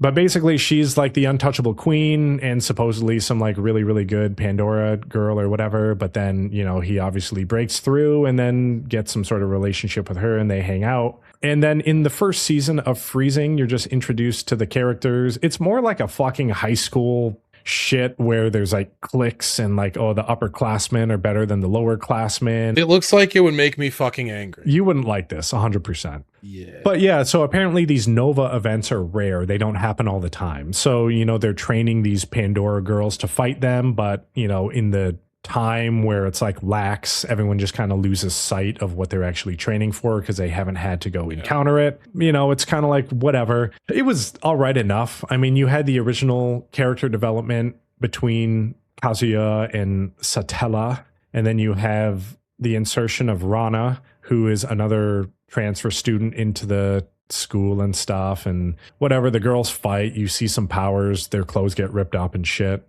Yeah, it looks like Gooner. Yeah, it's not necessary, 100%. And even for someone that goes towards this harem-esque style of anime, even me, I'm just kind of like, it's not like, okay, we're kind of getting into crazy town right now, where it's like unnecessarily doing some of this stuff. You get some character development with Satellizor L. Bridget and why she is the untouchable queen, and we get into it more into Freezing Vibration, where she wasn't part of the family originally. Her mother married into it, so she was kind of an outsider. And then her stepbrother basically was like sexually assaulting her, and it was all like fucked up and shit. And then you see that, yeah, you have a story arc where she kind of like overcomes that. But I feel like what happened in the story is like they just completely fucking lost sight of like what was going on. In the first season, like you felt like it was this thing between her and Kazuya. But then season 2 hits, and then now it's kind of like, what the fuck is going on? You introduce all these other characters. They introduce this Pandora project, because not every girl can be a Pandora. You have to be compatible. But then it was some Tower of Babel fucking we're flying too close to the sun bullshit. And then instead of creating Pandoras, like they fucked up and created like their own Nova humanity killing monster, and then everyone had to like fight it. But then like the whole Kazuya relationship was just kind of like on the wayside, and there was just like too much shit going on. Like they were trying to fit like all of this shit into the anime, and like it just felt very like muddled. And then yeah, you basically just had like fan service on the side. So as much as this is like something that seems to be like right up my alley, I have a review for you, Greg. Go ahead. And it's in the trailer for Freezing Vibration. Got it. If you're tuning in just for the service, I know you'll be pleased.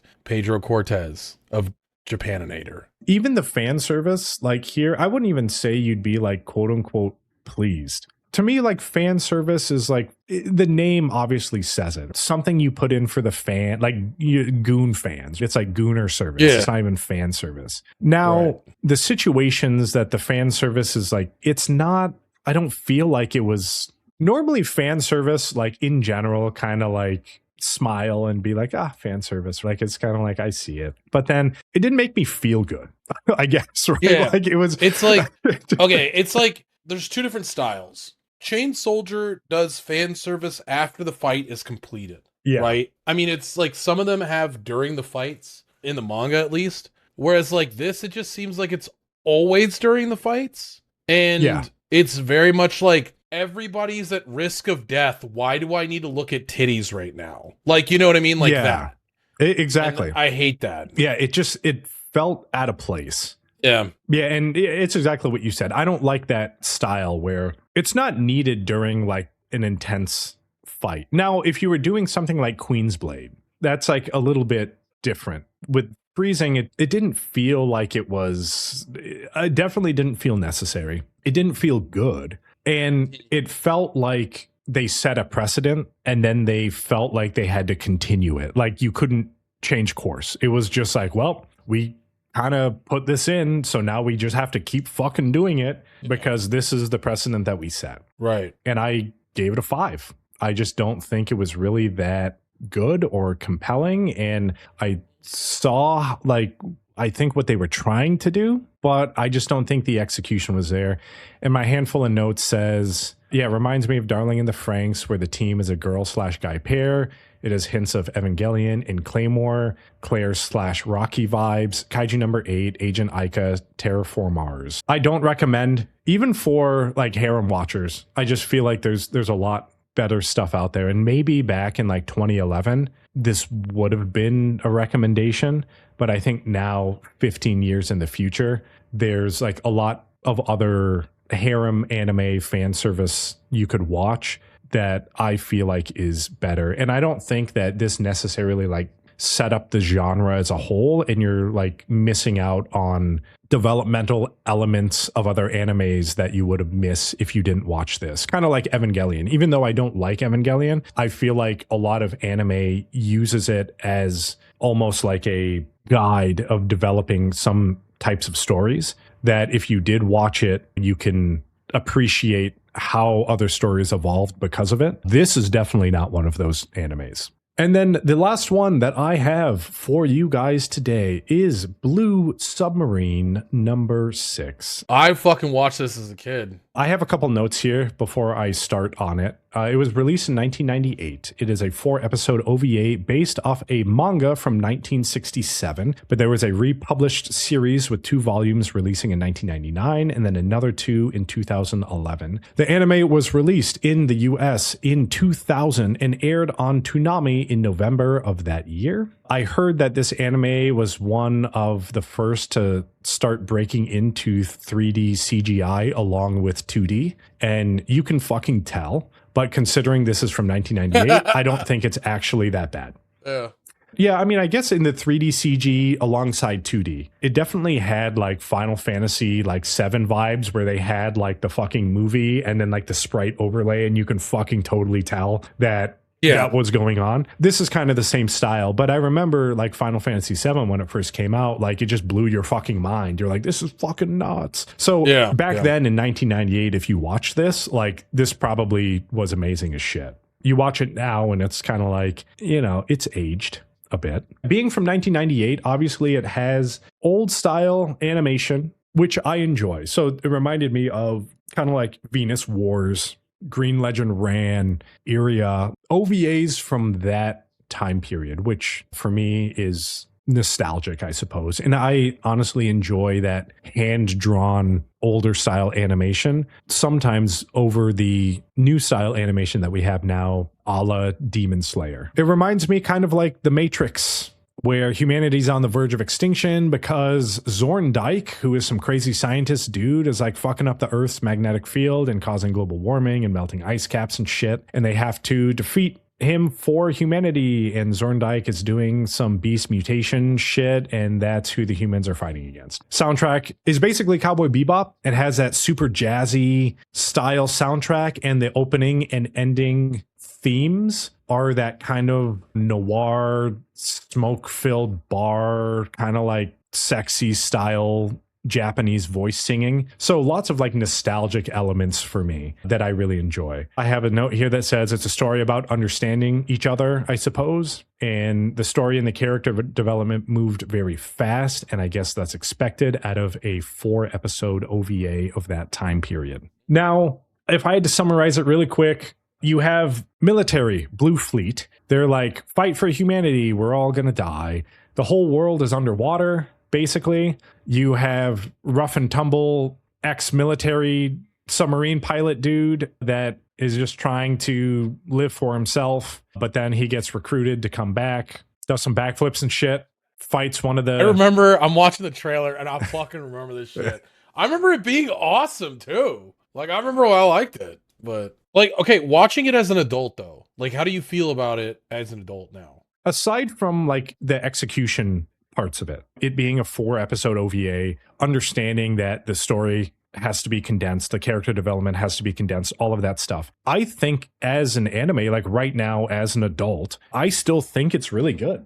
I enjoyed this more than Shiboyugi, for example, a modern anime. And I don't want to say it's like the nostalgia kicking in. I just think the direction of the story and kind of the impact of the story is just a little bit more relatable for me. And yes, obviously here they do have fan service as well. You got naked mermaid chicks or whatever. But again, it's like, I feel like initially you can say like fan service. But I think as you kind of go through the series and then you're seeing the world that is current for this story, it makes sense. Because I guess you can almost compare this a little bit to maybe some like American films a little bit, like the Last of the Mohicans maybe, or even almost like Last Samurai a little bit. Yeah, Avatar. You can see all of that stuff. And for lack of a better word, like the beasts that they're fighting against are, yeah, I mean, I guess tribal. Yeah. It does have those elements. And I think that the quote unquote fan service in this fits the story that they're trying to tell. Like, this isn't like a freezing example of fan service. I don't necessarily think that the mermaid girls needed nipples. You still could have like gone and told the story without that. Men don't need nipples either, just so you know. Like in anime or in real life? No, in real life. If your species produces milk, you'll be able to give milk through the nips. And it's funny to me. Most aquatic things are egg-based, and then you fertilize the eggs separately, other than the eggs being fertilized inside, like the fish. I can't remember exactly if Zorndike discovered this race of beast people or if he was part of the creation of it. Right. I can't remember. He was like, they need nips. I demand it. Yeah, I can't remember necessarily. Yeah, I think like the premise of the show and everything was good. It basically aligns with that time period. And I think like this style of story like holds up really well. Where Zorndike is basically like the world is fucked. I'm going to say no to our current world, and I don't think it should be like this. And what's that shit that we watched? The Cowboy Bebop one? Lazarus, yes. This is basically almost the same kind of overarching story about the world being messed up and someone basically has the power to change it. And everyone is like, you're a monster for trying to like change the world the way you're doing it. And he's just like, I don't know how else to change it. This is the only way I know how. Yeah. I actually think this did a better job than Lazarus because Zorndike at the very end, he's like, yeah, I basically took my fucking heart out of my chest and I attached it to these magnetic field generators. So if you guys just like nuke my island and I die, then basically the world explodes. So the whole premise of the story is similar to Lazarus. You have the main guy and I guess like Kino, the girl that he hangs out with, they're trying to like fight for humanity. There's only like a handful of like people left or whatever. And they're planning on nuking the Zorndike's island. But then they decide, they're like, hey, I think we need to go talk to this dude. And they end up talking to him and almost resolving the issue by not killing each other. And that's the whole premise of the story. Like Zorndike is like, why can't we just coexist here? Why does everyone have to kill each other? We can all just reach an understanding if we sit down and talk, sort of thing. Yes. I thought they played it out really well with the time slot that they had. And I thought the main antagonist, I guess you can say, Verg, who is like, you know, the beast dog guy that's like, oh, hey, Zorndike Papa, look at me. I'm killing everyone. Aren't you proud?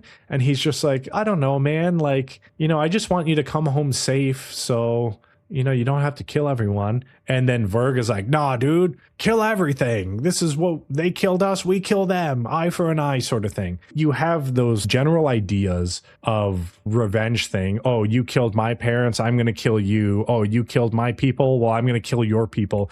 And it's this ping pong effect of back and forth of just killing each other until everybody's dead. And that's what would have happened in the story if they didn't get to Zorndike and like talk to him and reach an understanding, and the first to extend the olive branch. And that's how we start the whole process of healing sort of thing. I missed it maybe a little bit because in the end, Zorndike died and I'm pretty sure Hayami killed him.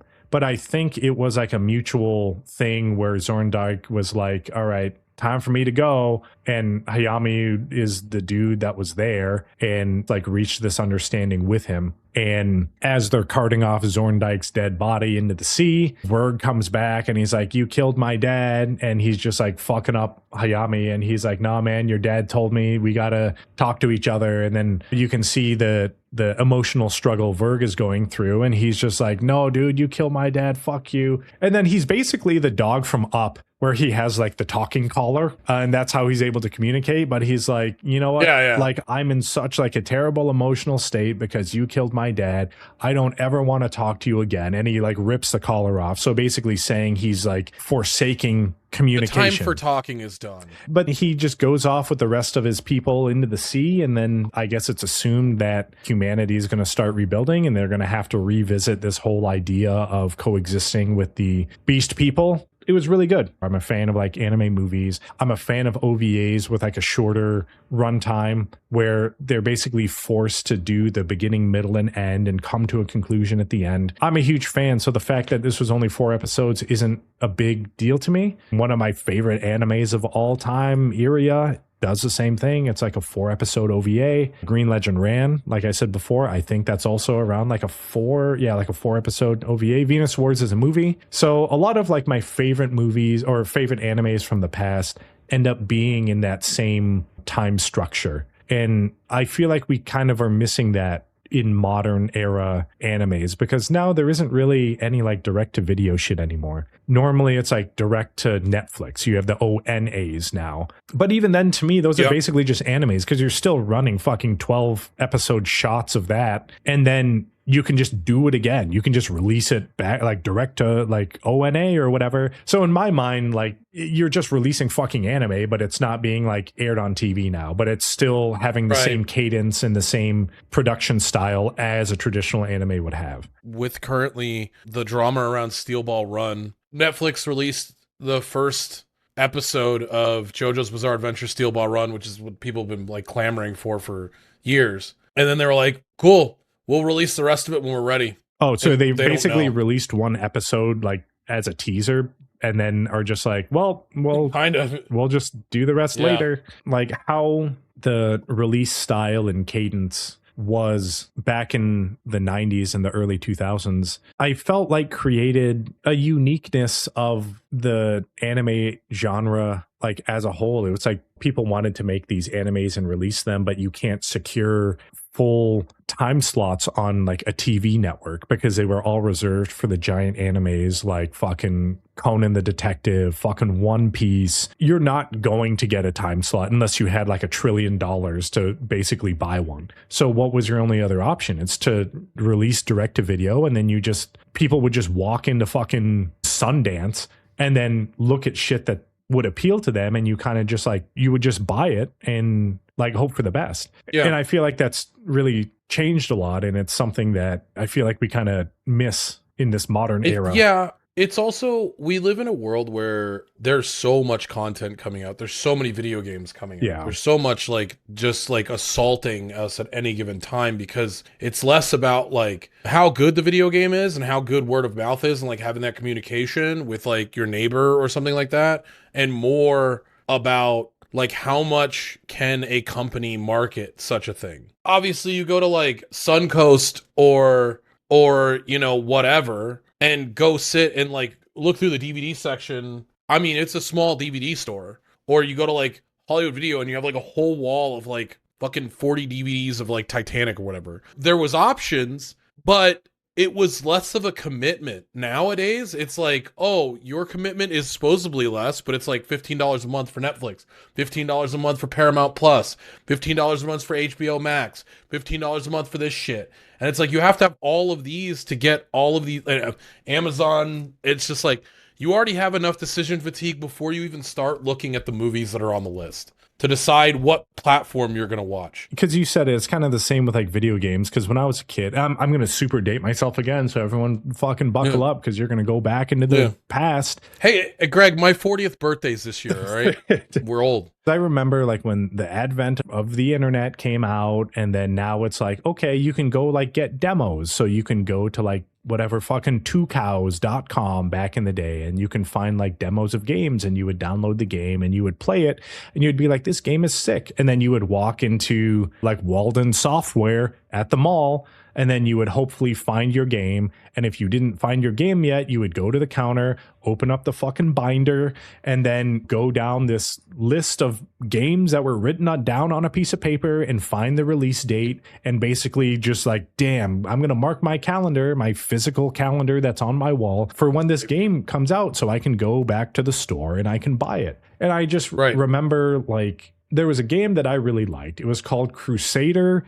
No Remorse. It was like an isometric, I don't even want to say shooter, but it was like an isometric strategy game. What the fuck, Greg? I remember this game, and I hate that you were like, yeah, this fucking banger, dude.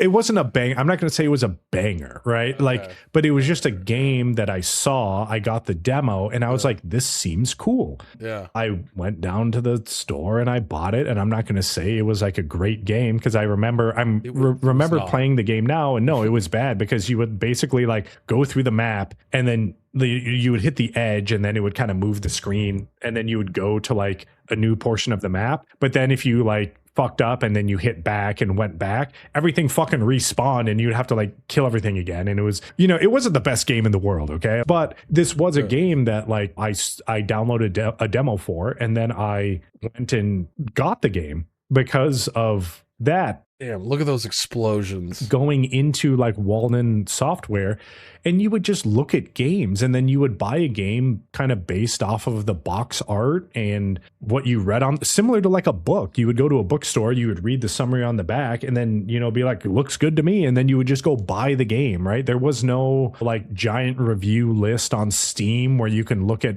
is it positive, overly positive, mixed reviews? And it was the same for like other games, like, again, to hyper date myself, fucking original Ultima series, like Ultima 7, Ultima 8, Ultima 6. I mean, you have the classics like Wolfenstein, where like everyone played that shit. The classics like Duke Nukem. Yeah. But before I even played Duke Nukem as a game, I literally downloaded the demo of Duke Nukem before we actually bought it on the fucking floppy disks and then go install it on our computers. This game is Judge Dredd. It is Judge Dredd, which is probably part of the reason why I liked it. The whole style of finding media now, that landscape has like completely changed, where it's no longer like released directly to video, released directly to store. Hope someone's going to come into the store and see your product and find it compelling and then buy it. Like everything's kind of changed, and I feel like we've lost a little bit of that uniqueness in terms of like media nowadays, because everything is like metric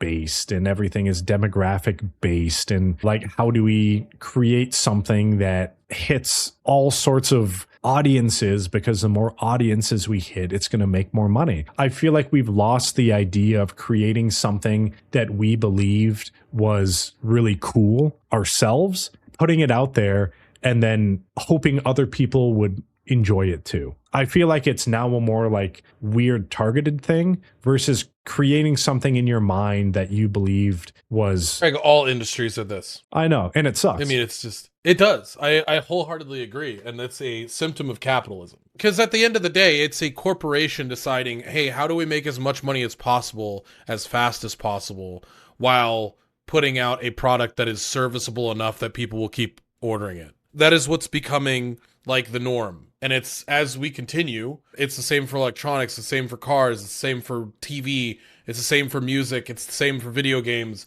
All artistic expression is drowned out by, it's like accessibility and profitability. How do we make the cheapest product, mass produce it? How many more Call of Duties do we need? None. You know to me, Call of Duty's dead. Overwatch has gone from being obviously 6v6 to a 5v5, but the evolution of Overwatch is completely different. And if you thought about it, if Overwatch came out 20 years ago, we would be on like Overwatch 6 or 7 by now. And it would have like, oh, we added these 3 new characters, come play Overwatch 7, it's fucking sick. It would be the same idea as Call of Duty, where every iteration is just this new level of garbage. Where, I mean, to somebody, Overwatch right now is the best game they've ever played.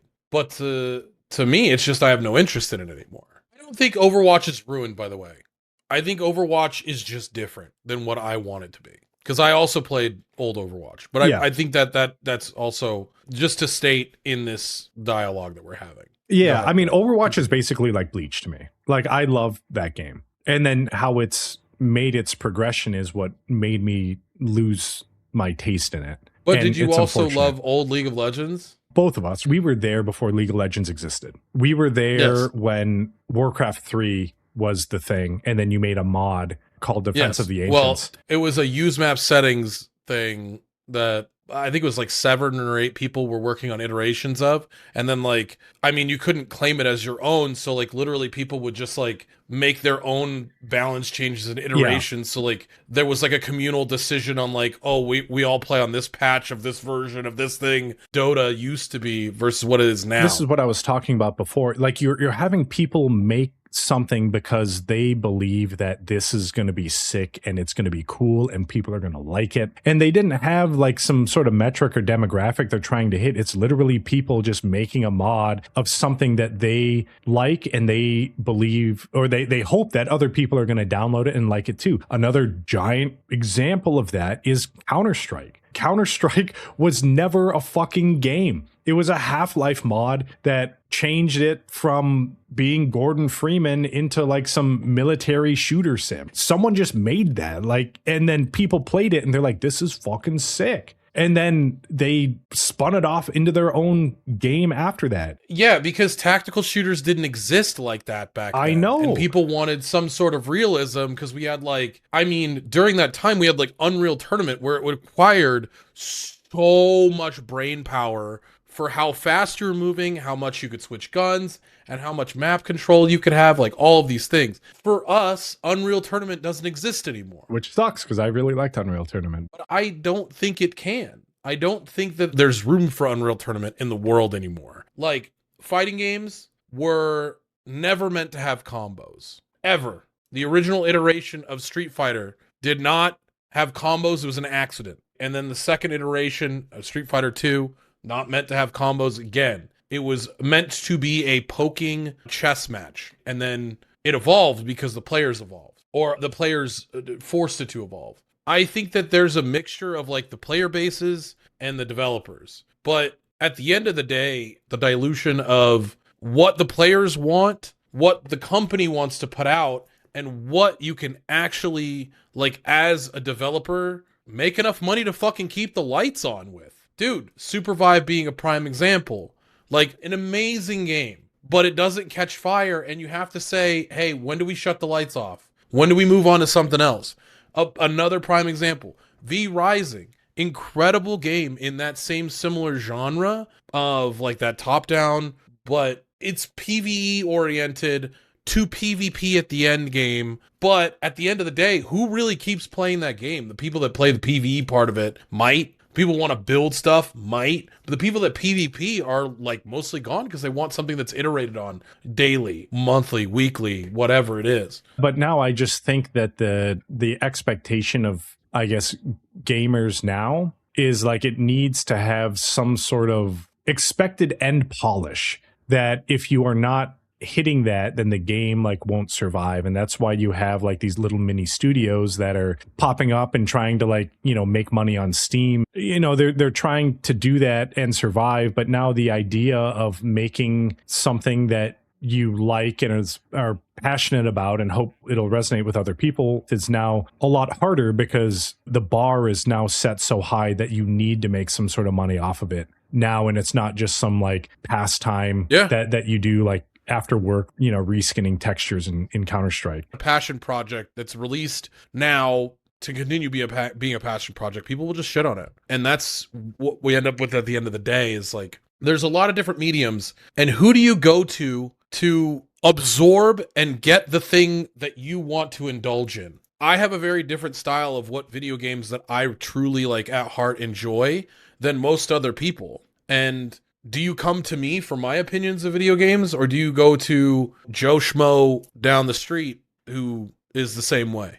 He's got his different style of video games. How do you get through 20,000 video games, and how do you get through 20,000 songs? You come to the Anime Book Club podcast. Goddamn right. Platforms like this I think they're important, because I feel like you do have a lot of parroting going on, where people will say stuff is good because they want you to click on their stuff, and they want to get, or they say it's bad because they want you to click on their stuff, and it's easier to get rage inducing anyway. But continue. I think a genuine platform, I think, is harder and harder to find now. And I think we're drowning in the sea of reviews and review bombing, and the idea of swaying votes for, because we see it now too. I heard this with the free run and the steel ball run thing. Apparently both are just getting review bombed and trying to tank each other's reviews and just basically manipulating the system, because for some reason there was something you didn't like and you don't like that something's on top or something like that, without giving an actual objective reasoning for why something is the way that it is. I feel like there's a ton of stuff out there, and it's where do you find a curated list of things that people don't talk about? This is where you're going to find some of the stuff that isn't hitting complete mainstream that you may be curious about, but you don't want to invest the time in watching or breaking into because you're worried you're going to waste your time. So it's safer to go to a top 100 list and watch something off of there. Ideally, we're doing the legwork to kind of sift through this unending sea of anime that's going on, and hopefully we're going to find something that resonates with us. And then if you agree from the previous episodes of how we feel about stuff, then maybe this is something you should check out and you're going to get some sort of enjoyment from it. Right. What Greg is saying is that we should all sit down and have a community night where we watch interspecies reviewers, where we're all just really at home in our moments together. And everyone has to keep their hands on the table. My curated list of massage anime, interspecies reviewers, yes, freezing, chain soldier. Yeah, don't worry. We're going to find something for everybody. All right. There we go. I mean, that concludes the winter 2026 season as we move into spring 2026. We're guaranteed to be watching 2 shows that we know for a fact. Demons of the Shadow Realm, guaranteed Restoria. All right, everyone. We're going to wrap up here. Thank you for listening to us here on the Anime Book Club podcast. Go check out it-aesthetics.com, where you can get sick t-shirts like the one that DJ Montague is wearing now, or the one that I am wearing with our boy Nanami, Rip, JJK. Totally doing so good. Yeah. All the time. Use promo code TABC10 at checkout for 10% off of your order, or TABC5 for a stacking $5 off coupon on whatever deal that they are running at the time. And also check out gamersups.gg and use promo code DJ Montague at checkout for 10% off of your order of caffeinated or uncaffeinated beverages, powdered, canned, soups, snacks, shirts, mouse pads, I don't know, probably like socks, shoes, track jackets, purses, duffel bags, sleeping bags, tents, anything that you need to use in your life, you can find at gamersups.gg and save 10% using promo code DJ Montague at checkout. You can find us on the internet at theanimebookclub.com, on Spotify at the Anime Book Club Podcast, Apple Podcasts, YouTube, anywhere that you listen to podcasts. Oh, Instagram. Yes. There's some shit on there. The only thing left for you now is DJ Montague. Friends, the moral of the story is we all reach our breaking points. When it comes to decision fatigue, when it comes to watching TV, the world is overwhelming at any given time. I've said this before, and I will say it again here. Be patient. Be as patient as you possibly can be with all of this stuff. And we hope that your patience is rewarded with wondrous, awesome TV and anime and video games and just a really awesome, big-tittied goth girl that treats you with so much respect. Be patient, because the world is not patient at all. So be the change you want to see in the world. I appreciate you, friends. And with that, we will conclude our episode. And DJ Montague will tell you something. Something. Yeah. No, I did it. No, that was it. I said something. Oh. You said I was going to tell them something. Nice. So now you say goodbye. Yeah. Dad jokes. Here we go. Goodbye. Nailed it. Thank you, friends, for checking out the Anime Book Club podcast. We hope you enjoyed the episode. And if you don't want to miss the next one, follow us on the socials where we announce new episodes, content, and other cool stuff. You can also check out our anime list with our rankings and follow along with what we're currently watching and what we have watched in the past. All the links are in the description. See you in the next one. Bye!